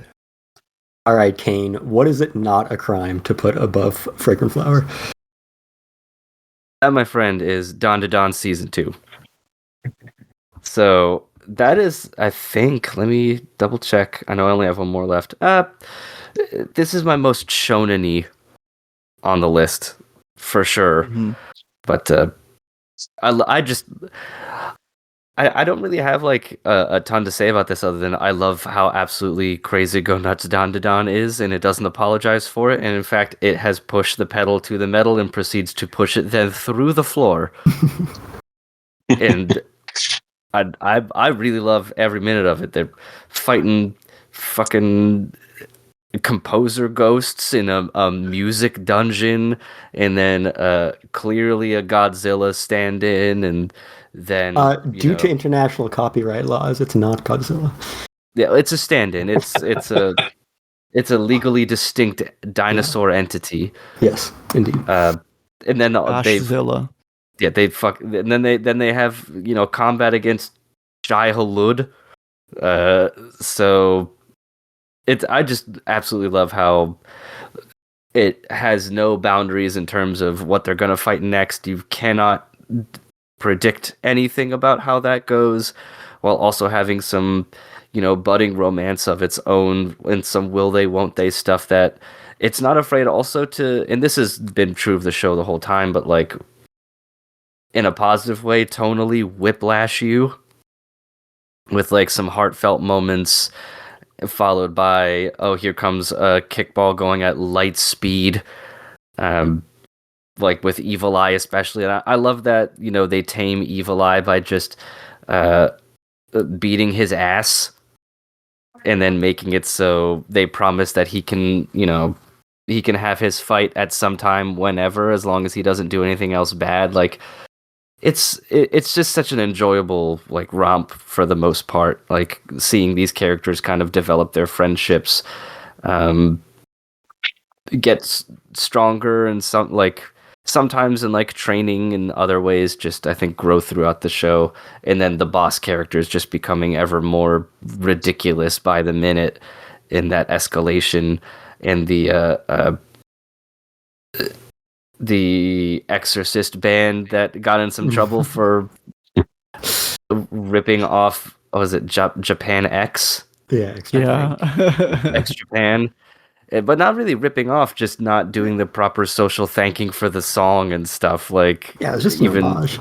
Yeah, just an homage that they got a little heat for not reaching out to X Japan first before doing it. So like, I love the unpredictability, and it can have some amazing animation too at any given moment for some of these fights as well. And that was the key factor for me wanting to like watch it every week when it came out too, is as opposed to any other show on this list for the most part, and probably previous lists, like I could sit down and you could put on an episode of Dawn to Dawn and I could not tell you what the fuck is gonna happen in these next 20 minutes. So yeah, that's in a, like pretty much the bottom line as to why it was there. Great animation, can't predict what's going on in the best ways, a good tonal mix of really heartfelt content mixed with fighting legally distinct giant dinosaur copies. So I can assure you, as someone who is caught up on the manga, that whenever the next season comes out, it will be just as batshit insane, just as incomprehensible, just as loud, just as much international copyright bending. And yeah, you're gonna continue to love it. Yeah, Emily's reading the manga right now, and I'm most excited that the like alien crab guy seems to get a little more spotlight, at least eventually. Yeah. So he's a homie. Yeah, he's a real one. So I'm excited to see how he kind of refolds back into the group, considering I think he works at a dairy farm or something. Yeah, but his kid needs that milk, bro. Yeah, he needs that. Get that boy some milk. So yeah, that is my number 2. Right. And cool. This time we have the same number 2, me and Bran. Yes. And we'll move on from one Kensuke Ushio soundtrack to another. Yeah. Well, and that is Chainsaw Man, the movie Reze arc. Do you want to go first on this one? Sure. I was trying to come up with like what the joke was. I looked it up, and I did not know that it was actually originally a Cat Williams quote from a comedy special, but it reminded me of the line, his Chrysler 300 looks like a phantom until a real phantom pulls up. And that's what I thought about when I think about the Chainsaw Man anime and then the Chainsaw Man movie. Mm-hmm. I will say, before I get flamed for that, I was an avid defender of the cinematic art design of the TV show, and I know a lot of people just hated it. It was like a big point of contention when the TV show was airing, that people didn't like the pacing or the energy or the coloring or the compositing. They were just like looked at every fault they could, or even like the 3D animation. People like looked for every fault they could with the TV anime. And I generally think it looked great, and I loved the first season. And then I sat my ass down in a movie theater and I watched this film, and I was like, oh wait, this is exactly what Chainsaw Man is supposed to look like in animation. And yeah, it was basically perfect. It's hard for me as like just like a huge fan, especially of this arc, to like have wanted it to go any other way. It just looked phenomenal, sounded phenomenal, insane score, like great pacing. Just like making this a movie was like the perfect decision. And yeah, I couldn't be happier it was hard for me not to put 100 meters over this because I love I love that it's like a more original film. I wanted to kind of be like, oh, am I really going to put like the big shonen action movie of the year that isn't Demon Slayer up on my number 2? Yeah, asterisk for sure. But it just like wasn't possible for me to like put it over this. This movie just was like literally firing on all cylinders. It was so good. You know, Bran, one movie out of 10 might change your life forever. Yeah. I mean, you're not wrong. Yeah. This is also like technically another shonen action entry on my list, but really what makes the film so special is the emotional depth of its quieter moments, its romantic drama, and the tragedy of its characters who can never find happiness. And being a film does show a noticeable upgrade in the animation, but it's even more appropriate because of how cinematic all of the storytelling is, how much the subject of film itself plays a role. Like I just mentioned a quote from the film. They spend the beginning of the film watching films in a theater. Like it's very appropriate for this to have been a film. And unlike Demon Slayer, it actually fits a complete story arc in a runtime that the protagonist of Pompo the Cinephile would approve of. Almost. And yeah, it is a sequel to the first season of the TV series, but it is so effective in telling its own story that it can almost stand on its own too. And we mentioned Kensuke Yoshio, and his music is always phenomenal, but the juxtaposition of dissonant tones in this movie is actually the perfect opportunity for him to flex as one of the best composers for both the poignant pathos and the off-the-wall spectacles of otherworldly violence. So even if Chainsaw Man didn't click for you before, I highly recommend checking this out. Like I was alluding to, it's barely more than an hour and a half. So about half the length of Demon Slayer Infinity Castle Part 1 of 3. And yeah, it's incredible how much it accomplishes in that time. Complete story being told, so many different emotional highs and lows, romance, drama, action, philosophy on the power of film. So it's been my number 1 film of the year, anime or otherwise, since I watched it, and I just saw that it's also the number 1 film of the year on Letterboxd. That's crazy. Mm-hmm. We've taken over. That's crazy. The film bros are in shambles right now. The like, film bros have been overtaken by the weebs. Yeah. Yeah, I'm glad you mentioned Kensuke Ushio because it's so insane that anytime this dude does a soundtrack, you're like, I just found the best piece of Kensuke Ushio music I've ever heard. Until he releases his next one, and then you're like, oh my god. The Pool. Yeah, In the Pool has definitely been in the roto all year. But yeah, I think you talked about the balance it pulls off of both the quiet moments and just like the adrenaline pumping action. And honestly, I love how it looked in the second half, and it was like such an amazing and exhilarating watch. But honestly, the first half of the movie is like the part I needed to hit, and I needed it to be done well. And both the like Makima movie part as well as Denji and Reze at the abandoned school or the school at night, I should say. Both were just so perfect. I think that is easily the part when they first jump in the pool is my favorite single moment in a movie from last year, probably. Yeah. If I had to just like pick a scene. Yeah. Yeah. Yeah. All right. It's just so good. It is so good. Okay, and we've got a few more of these lists from other people, so I'll round off the last 2 from my friends, and then Mark, if you want to queue up Chris's list after that. Sure. Yep. Yeah, so from Soul Mephist, number 5, new Pantheon stocking with garter belt. Number 4, Takopi's Original Sin. Number 3, City the Animation. Number 2, 100 Girlfriends Who Really, Really, Really, Really, Really, Really Love You, second season. And number 1, Chainsaw Man, the movie Rose arc. And then from Ancient One, number 5, Shoshimin series, second season. Number 4, Kowloon Generic Romance. Number 3, To Be Hero X.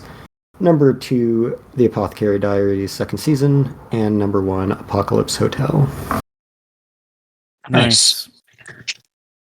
And so then from Chris Beveridge, webmaster at Fandom Post, at number 5, he has The Summer Hikaru Died. At number 4, Please Put Them On Takamine. At number 3, With You and the Rain. Number 2, The Too Perfect Saint, Tossed Aside by My Fiancé and Sold to Another Kingdom. And at number 1, I Have a Crush at Work, which is one that I've been wanting to get to and just haven't yet. All right. Are we ready to dig into our best anime of the year? Ooh, it's time. Let's do it. All right, let's go, Cain. Hey.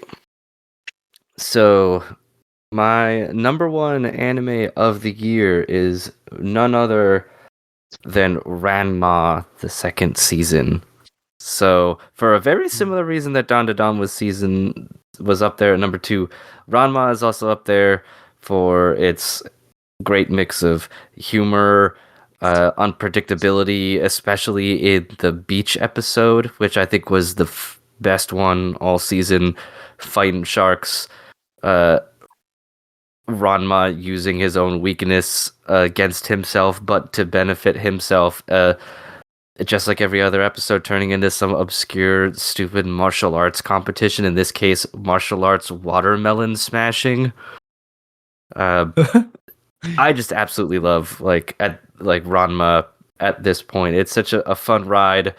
I love also having to try to explain it to people because it makes you sound certifiably insane trying to be like, well, he turns into a girl when he gets like cold, but hot water changes him back, but then he's scared of cats, and then shampoo turns into a cat, like all this other stuff. And I just look forward to watching it every single week. I think it has that great HD 2D look to it where it keeps the charm of the original anime and manga while having some of its rough edges kind of sanded down a bit to be more palatable for a modern audience, except the fact that they don't put nipples in anything because they're fucking cowards. But yeah, it's just something that I really look forward to every week, and every episode made me laugh in one way, shape, or form, whether it's Shampoo learning that Ranma hates cats, so she turns herself into a cat on purpose every time he pisses her off because she knows it freaks him out, to Moose eventually falling into a cursed pond of his own and he turns into a duck, but his duck form has stupid bangs and glasses for a haircut, which I absolutely adore. And just the dynamic between all of them. And I think, Mark, you said you liked, was it Ukyo? The Takoyaki girl? Yeah, she's introduced in this season and is a good addition as well to being in this pseudo, but not like love triangle with Ranma and everything. And poor Akane is constantly like harassed and harangued, even though she's technically the fiancé.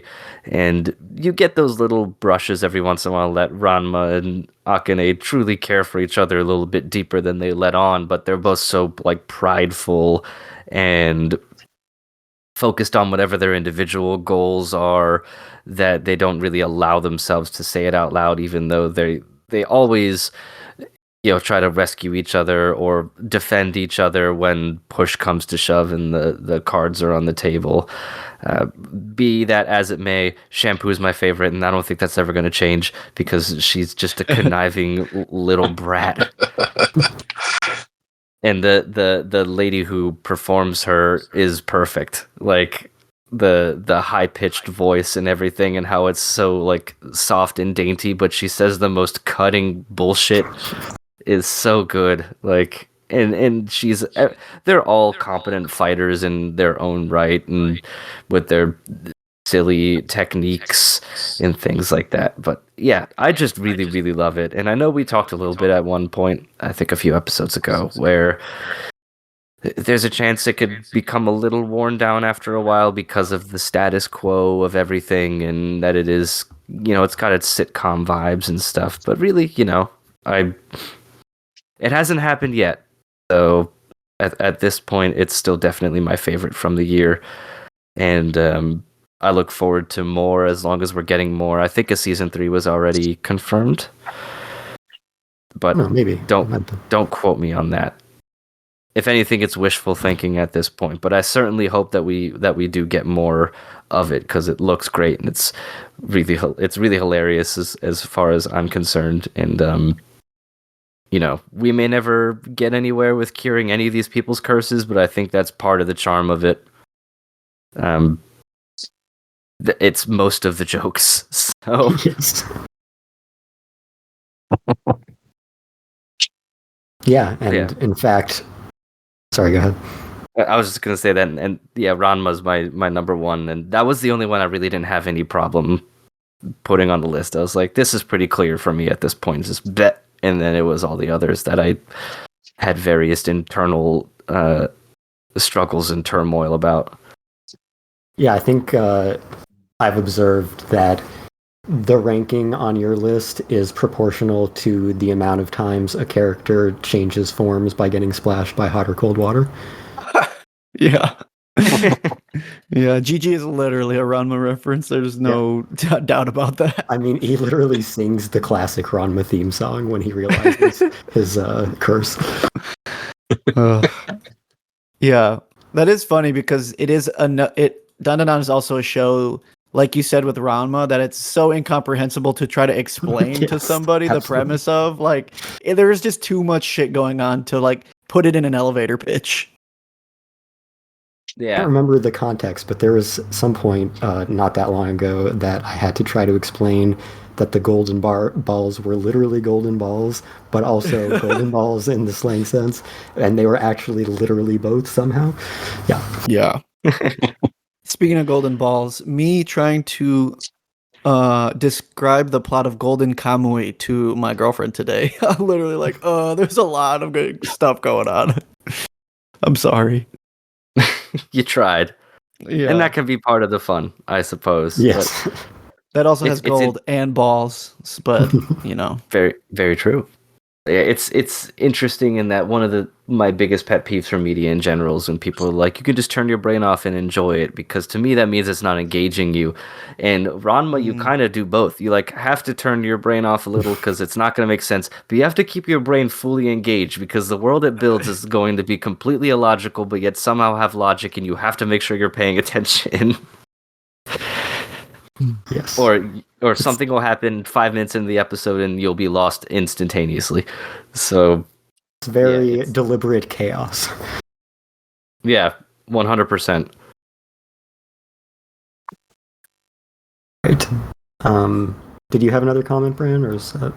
No, that was it. I was gonna mention the GG thing as well with the water. Okay. So Nice. That was funny. Yeah, I should go back and listen, because I don't know if Ranma, if I was paying attention at that point when it happened, or if I'd pick it up if I could see that, because that's a good point. I didn't even think about that, to be perfectly honest. Wow. It's honestly worth a rewatch just to see what GG does in the background, because he's constantly just in the background doing a little dance or something, you know? So he's got Ranma energy, period. Yeah. Yep. All right, Bran, on to your number one. All right. My number one anime of 2025 was City, the animation. Big passion project for Kyoto Animation, as they previously adapted the author Keiichi Arawai's Nichijou, another beloved comedy property, and I love that one too, but I feel like City, the animation for me, does everything that I think Nichijou fell short. And part of that is, with your complaints with it, Cain, is that the jokes don't always land. And that is still the case for some parts of City for me. But Nichijou, I feel like more so, there were definitely some dud skits or like characters that get their own skits that I don't care as much about. But the thing that I think made Nichijou special is not only how like overly simplified and cute the designs are, but how overly animated it also gets despite the simplicity of how it looks. But also the interconnectivity of it. And a part of Nichijou that always struck me was in the ending credits. It's just kind of like a scrolling. They're like scrolling around the city of where Nichijou takes place, and you see the characters just like walking, doing their daily life thing, and that always struck me when I would see it. Be like, oh, I love how interconnected it makes this all feel, and like even though most of the time you're at the school in Nichijou, like you can feel that they're all connected in some way in this city. And then the author made City, and it's literally exactly what I dreamed like Nichijou could be. This like the interconnectedness of all these goofball ass characters, like literally all of them are so silly. And yeah, this thing was just a treat for the eyes and the ears, and this is gonna sound a bit hyperbolous, but this is like to me what anime was like meant to be, just like the most just like carefree and silly and fun and beautiful. It's just for me the peak of like what the genre can be sometimes, and Kyoto Animation especially being the one at the helm of it like makes sense to me. I just love this show through and through. So yeah, City number 1. Yeah, the over animation is something that I particularly enjoy.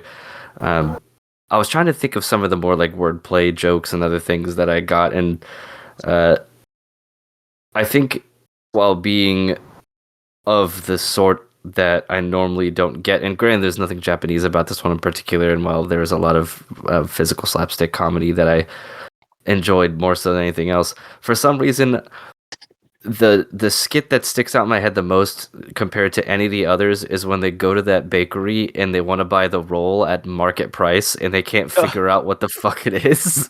Like what the market price is, and if the roll is fresh, and I think he charges them like 20 cents and she drops it only to learn that it was a microwave from yesterday, and he puts another one out and then he wants like $20,000 for it or something. Like yeah. It is absurd. It's to me like what you said about Don to Don, where it's like you can throw on an episode and not know what the hell's gonna happen next, and you love it for that. That was me watching this show, being like, I have no idea what's gonna happen. Yeah, there's a whole 5-minute skit about just sliding noodles into some guy's bag on accident, only to do it again later. Yeah. No, good choice. Good choice. Thank you. This is one of the shows I was thinking about just putting on like the English dub once or twice to see what the hell that's even like. Honestly, it could be a big win for you if maybe some of those, like weird, specifically Japanese type jokes don't land. Yeah. So maybe out of curiosity, I'll just pop one on and be like, how do you even like dub this appropriately in the first place? Yeah. Not to put you on the spot here, but do you feel like this would be like top 10 all time for you? Since you have both when it was airing and just now. I think when it was airing, you literally called it the greatest anime of all time. The greatest thing I've ever seen. The greatest, perhaps, piece of media of all time. Yeah, I did. I was definitely... Yeah, I definitely was saying some shit like that. But honestly, it could be there. I think we talked about recently, kind of before we made the lists, that it's been a while since I reassessed, my top 10, top 20, like favorite anime specifically of all time, and how you would treat like something you haven't seen in 20 years, but like was so meaningful to you then, I'd be hard pressed to probably get it in the top 10, but I think it can easily be top 20 of all time. But, you know, it depends. Maybe a reassessment is in order because this show was so monumentally good to me specifically that maybe I need to look back and see what else ends up in there. Interesting. Right. Mark, what is your number one? Yeah, so my number one was My Dress Up Darling season 2. For anybody that knows anything about me, there was absolutely no other choice that was going to be made here. This was a series I think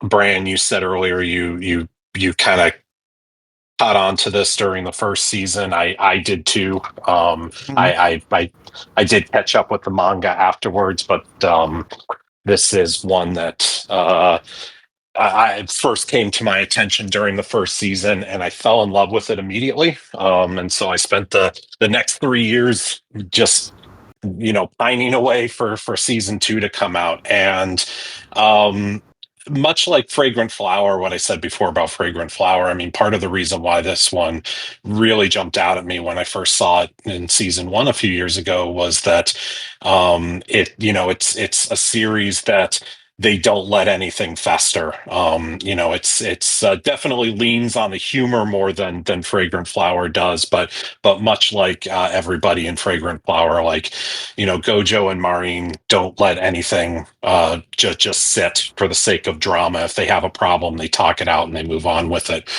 which is really nice. Helps keep everything moving, and keeps things pretty even keel. And I just fell in love with the characters. And so, as I said, I followed the manga, and so I was really excited coming into this season because it was sort of the part that of the manga that where I feel really sort of takes off, and I thought Cloverworks just absolutely killed it.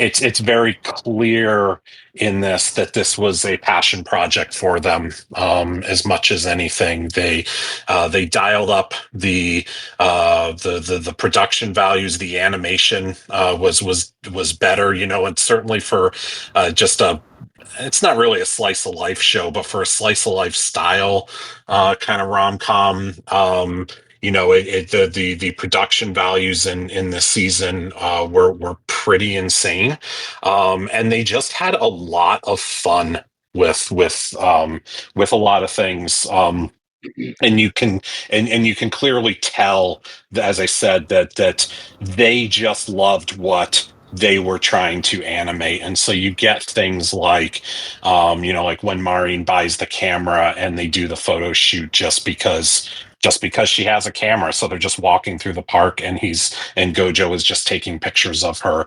That is something that's like a page or two in the manga and is 5 minutes in the anime. I loved when she's over at his house eating, and they're informing her about all the process for making Hina dolls and how many they make and whatnot, and all of a sudden they're just all puppets. And they it's one of those things you get in a lot of anime where kind of like the anime stops to talk about to explain a concept, and that's kind of like what this is doing. And so it just randomly turns into a children's television show because they're Muppets now. It was very clearly a love letter to the season, and I was absolutely looking forward to it going into it, and and when you get that hyped for something, there's always that fear, like, oh God, it's not going to live up to what I think it's going to do, and it surpassed everything that I wanted from it. So, and yeah, yeah, there's my number one. Something another reason why, for me, the second season just felt so much bigger than the first, or not bigger, but like both of them do it very well. But the second season's when it like really, caught its claws in me. Was there's a whole genre at this point of like cute girls doing thing, right? Where like there's like the subject is like, oh, like this girl's a chef, or like this girl like does this or that, or like this mundane job, but they're going to go into detail about them doing it. And for the most part, those shows do have informative moments, but it's really about like, oh, I love looking at the cute girls, and like whatever they're doing doesn't matter to me. I feel like this show really respects what all the characters are interested in, and it takes it seriously when they're showing you how cosplay works, like what being at a cosplay convention's like, the etiquette of taking pictures of cosplayers. Like they really try to hit every minute detail to show you the love of why people are into this, and like what it takes to be like into something like that, and to be good at it. And similarly, Gojo, gets pulled into this world, but it doesn't take away from the fact that like he has a craft he's been honing his whole life, and he's learning a new one while at the same time respecting the traits and traditions of what he's learned with the Hina doll crafting through his family. And there aren't a lot of shows in that particular type of genre that I think respect the subject matter as much as this one did. And like, that's what really floored me and like really got me interested in the second season. Yeah, I would agree with that. And I think part of what makes that also all really stand out is that for all of the attention it gives to the cosplay and it gives to her in particular. I mean, obviously she's the symbol of the series, right? This is his story. It's not her story. This is Gojo's story, and so it's paying respect to all of that through his respect to all of that.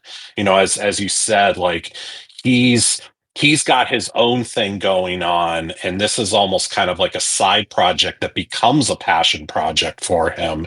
And we get to learn it all along with him, and that sort of helps bring it in for us. And this is the season where he really kind of takes off. And I think that's a large part of what you're saying. To me, anyway, that's a large part of what you're saying too. Yeah, for sure. Yeah, and I think all of those kind of tie into the main theme of what makes the series special and how it kind of established itself from the very beginning, which is that it's not about cosplay, it is about passion, and it's about respecting everyone else's passion and empathizing with their passions, even if you don't understand them, because we all have our own passions, and even if someone else's seems incomprehensible to you, you can understand the feelings of being passionate about something and can respect that this is just as special to them. And that's, what set Monine apart and, made her so much more than just the popular, beautiful girl at school, is that she respected Gojo's passions, and she fell in love with him because he has the same level of mutual respect right back. And that's, most of the characters we meet are in the cosplay sphere, but that is just the prevalent theme throughout, is respect of everyone around you and how you all care about something just as deeply. Yeah. And I think it does a really funny thing, and this season kind of the first season, it follows the manga pretty much almost exactly. The second season twists some things around at the very beginning, so it kind of does the same thing as the first season does. Because like I remember when the first season came out, there was the thing that really brought it to everybody's attention was the second episode when she comes to his house to get her measurements, and she's hanging out in his bedroom in her tiny bathing suit while he's freaking out trying to get her measurements. And it's a really funny scene, but obviously it's also a scene that is 100% playing up the fan service and and being like, check out this girl in the tiny bathing suit. And this season kind of does the same thing, starting out with the bunny suit. The first couple episodes are sort of in reverse order from where they are in the manga, but it's like, hey, we're going to throw her out there in this sort of sexy outfit and really play up the fan service potential here. And now that we've got you here, now we're going to give you a really cool story with some really interesting characters, and we're going to kind of ignore all of the rest of that. Spiritually, this show is like the opposite of Rent a Girlfriend. Yes, yeah. This will not be the last thing I ever say about this series because I can't shut up about it. But the coffin video game that he plays, I desperately want to play that. Yeah. So that was, I remember reading about it in the manga, and I was sort of always I was kind of like, oh, I wonder, I'm hearing the rhetoric of it. I'm like, oh, that sounds interesting and whatnot, and didn't think a whole lot of it other than it's a just a mechanic in the story. And then the way they actually rendered it in the anime, I'm like, okay, I want to play that game. You need to make that game. I need to play this. So anyway, that was my number one. And if you'll let me, it'll be my number one for 2026 as well, because I'm sure I will watch it 37 more times this year. All right. You don't get to just count it every year you watch it.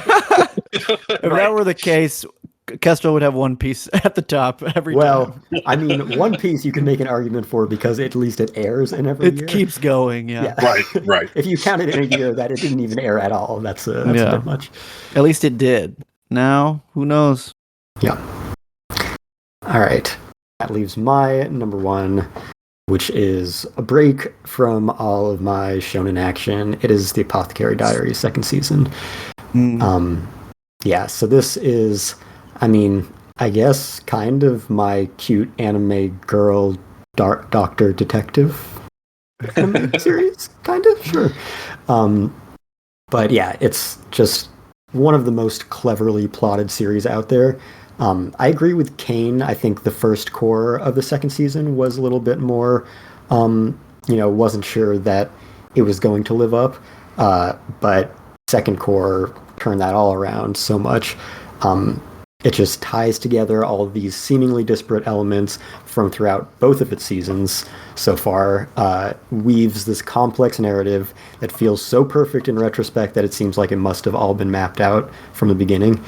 It's an incredibly satisfying experience, and it's so much more than what it appears. It's so much more than some of its parts. The plot, as Cain was talking about, reaches new levels of tension and danger and stakes, and it feels heavy when it needs to, but you also just have Mao Mao's attitude that always makes it just an enjoyable ride, a ton of fun. And overall, the character dynamics between her and Jinshi and everyone else just continue to evolve and develop in fascinating ways. All the drama is very earned. It always finds time to deliver its comedy. It's always hilarious. It has some genuine romantic developments, some of them related to the drama at hand, some of them independent of it. And this is another production where none of the elements ever feel out of place. And yeah, it just continues to be a gorgeous production, rich, vivid colors. The music, it has 3 of the top composers in the industry, and you really get like this sonic medley of their takes on the kind of Chinese style mystery drama it has going on, and just the exploration of its Chinese aesthetics with the Japanese sensibilities. We mentioned Palace Intrigue. It is a masterclass in Palace Intrigue. And yeah, just the character study of the characters who are some of the most lovable misfits in anime.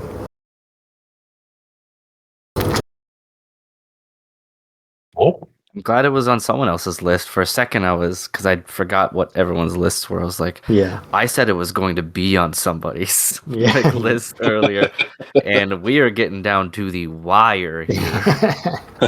Yep. Just under the line there. Yep. Boom. All according to plan. Absolutely. Yeah, so with that, we can now aggregate our 4 lists together, as well as the lists of ourselves and everyone else who submitted them. So, yeah, I mentioned a lot of those people submitted top 10s. So even though we only focused on the top 5s, I'll go ahead and include everything that was submitted. So first, just the 4 of us aggregated together. I think for both, well, this might have a tie for number 10, but for the most part, we have a pretty good spread for a top 10 to aggregate here. So number 10 is a tie. It is the 2 number 2s that were not Chainsaw Man, which were Danadon and Amaku MD. So those had 9 points, as number 2s do. And then with 10 points, Anne Shirley at number 9. At number 8 with 10 points and 1 number 1, Ranma 1/2, second season. At number 7 with 11 points, 100 meters. Number 6 with 12 points, Grand Blue Season 2. Number 5 with 13 points and 1 number 1, City the Animation. Number 4 with 15 points and 1 number 1, My Dress Up Darling Season 2. Number 3 with 17 points, and also the number 3 of half of the people here, The Fragrant Flower Blooms with Dignity. Number 2, 17 points and 1 number 1, The Apothecary Diaries second season. And number 1 with 18 points, Chainsaw Man, the movie Reze Arc. And then, if we include everyone's lists, we get number 10 with 25 points, Demon Slayer, Kimetsu no Yaiba, Infinity Castle. Number 9 with 25 points, The Fragrant Flower Blooms with Dignity. Number 8 with 26 points, Grand Blue Season 2. Number 7 with 26 points, To Be Hero X. Number 6 with 26 points and 1 number 1, Medalist. Number 5 with 28 points, Dandadan second season. Number 4 with 31 points and 1 number 1, The Apothecary Diaries second season. Number 3 with 37 points and 1 number 1, City the Animation. Number 2 with 40 points and 2 number 1s, My Dress Up Darling Season 2. And number 1, once again, with 56 points and 2 number 1s, Chainsaw Man, the movie Reze Arc. Ooh. You know, Demon Slayer can have the box office because Chainsaw Man Reze Arc has scoreboard for the Phantom Post. So, absolutely. I mean, for the Phantom Post, for my friends, for Letterboxd, and I think it's like the number 2 anime of all time on my anime list right now. So, ooh. Yeah. Yeah, you can take that failed Golden Globe, Demon Slayer. the meme of the guy like celebrating on the podium in 4th place, just going crazy. Yeah. All right. Anyone else have any comments before we start rounding off and letting people know where you can find us? I don't think so. Good so. Year. Yeah. Good year for movies too. Yeah. Like anime movies, I should say. Yeah. We have a lot more movies on a lot of people's lists than we usually do. That's true. I feel like that trend will only continue. Yeah, especially since a lot of these movies were and are going to continue being like the replacements of the shows. Like they're arcs and not just like standalone films, except for like 100 meters. But a lot of these are canon of pre-existing IP and stuff. So I'm all about it. So bring it on. Mm-hmm. All right. Well, you can find us anywhere you find podcasts. Please subscribe, rate, and review. We are on Apple Podcasts, Spotify, iHeartRadio, YouTube Music, fandompost.com, and many more.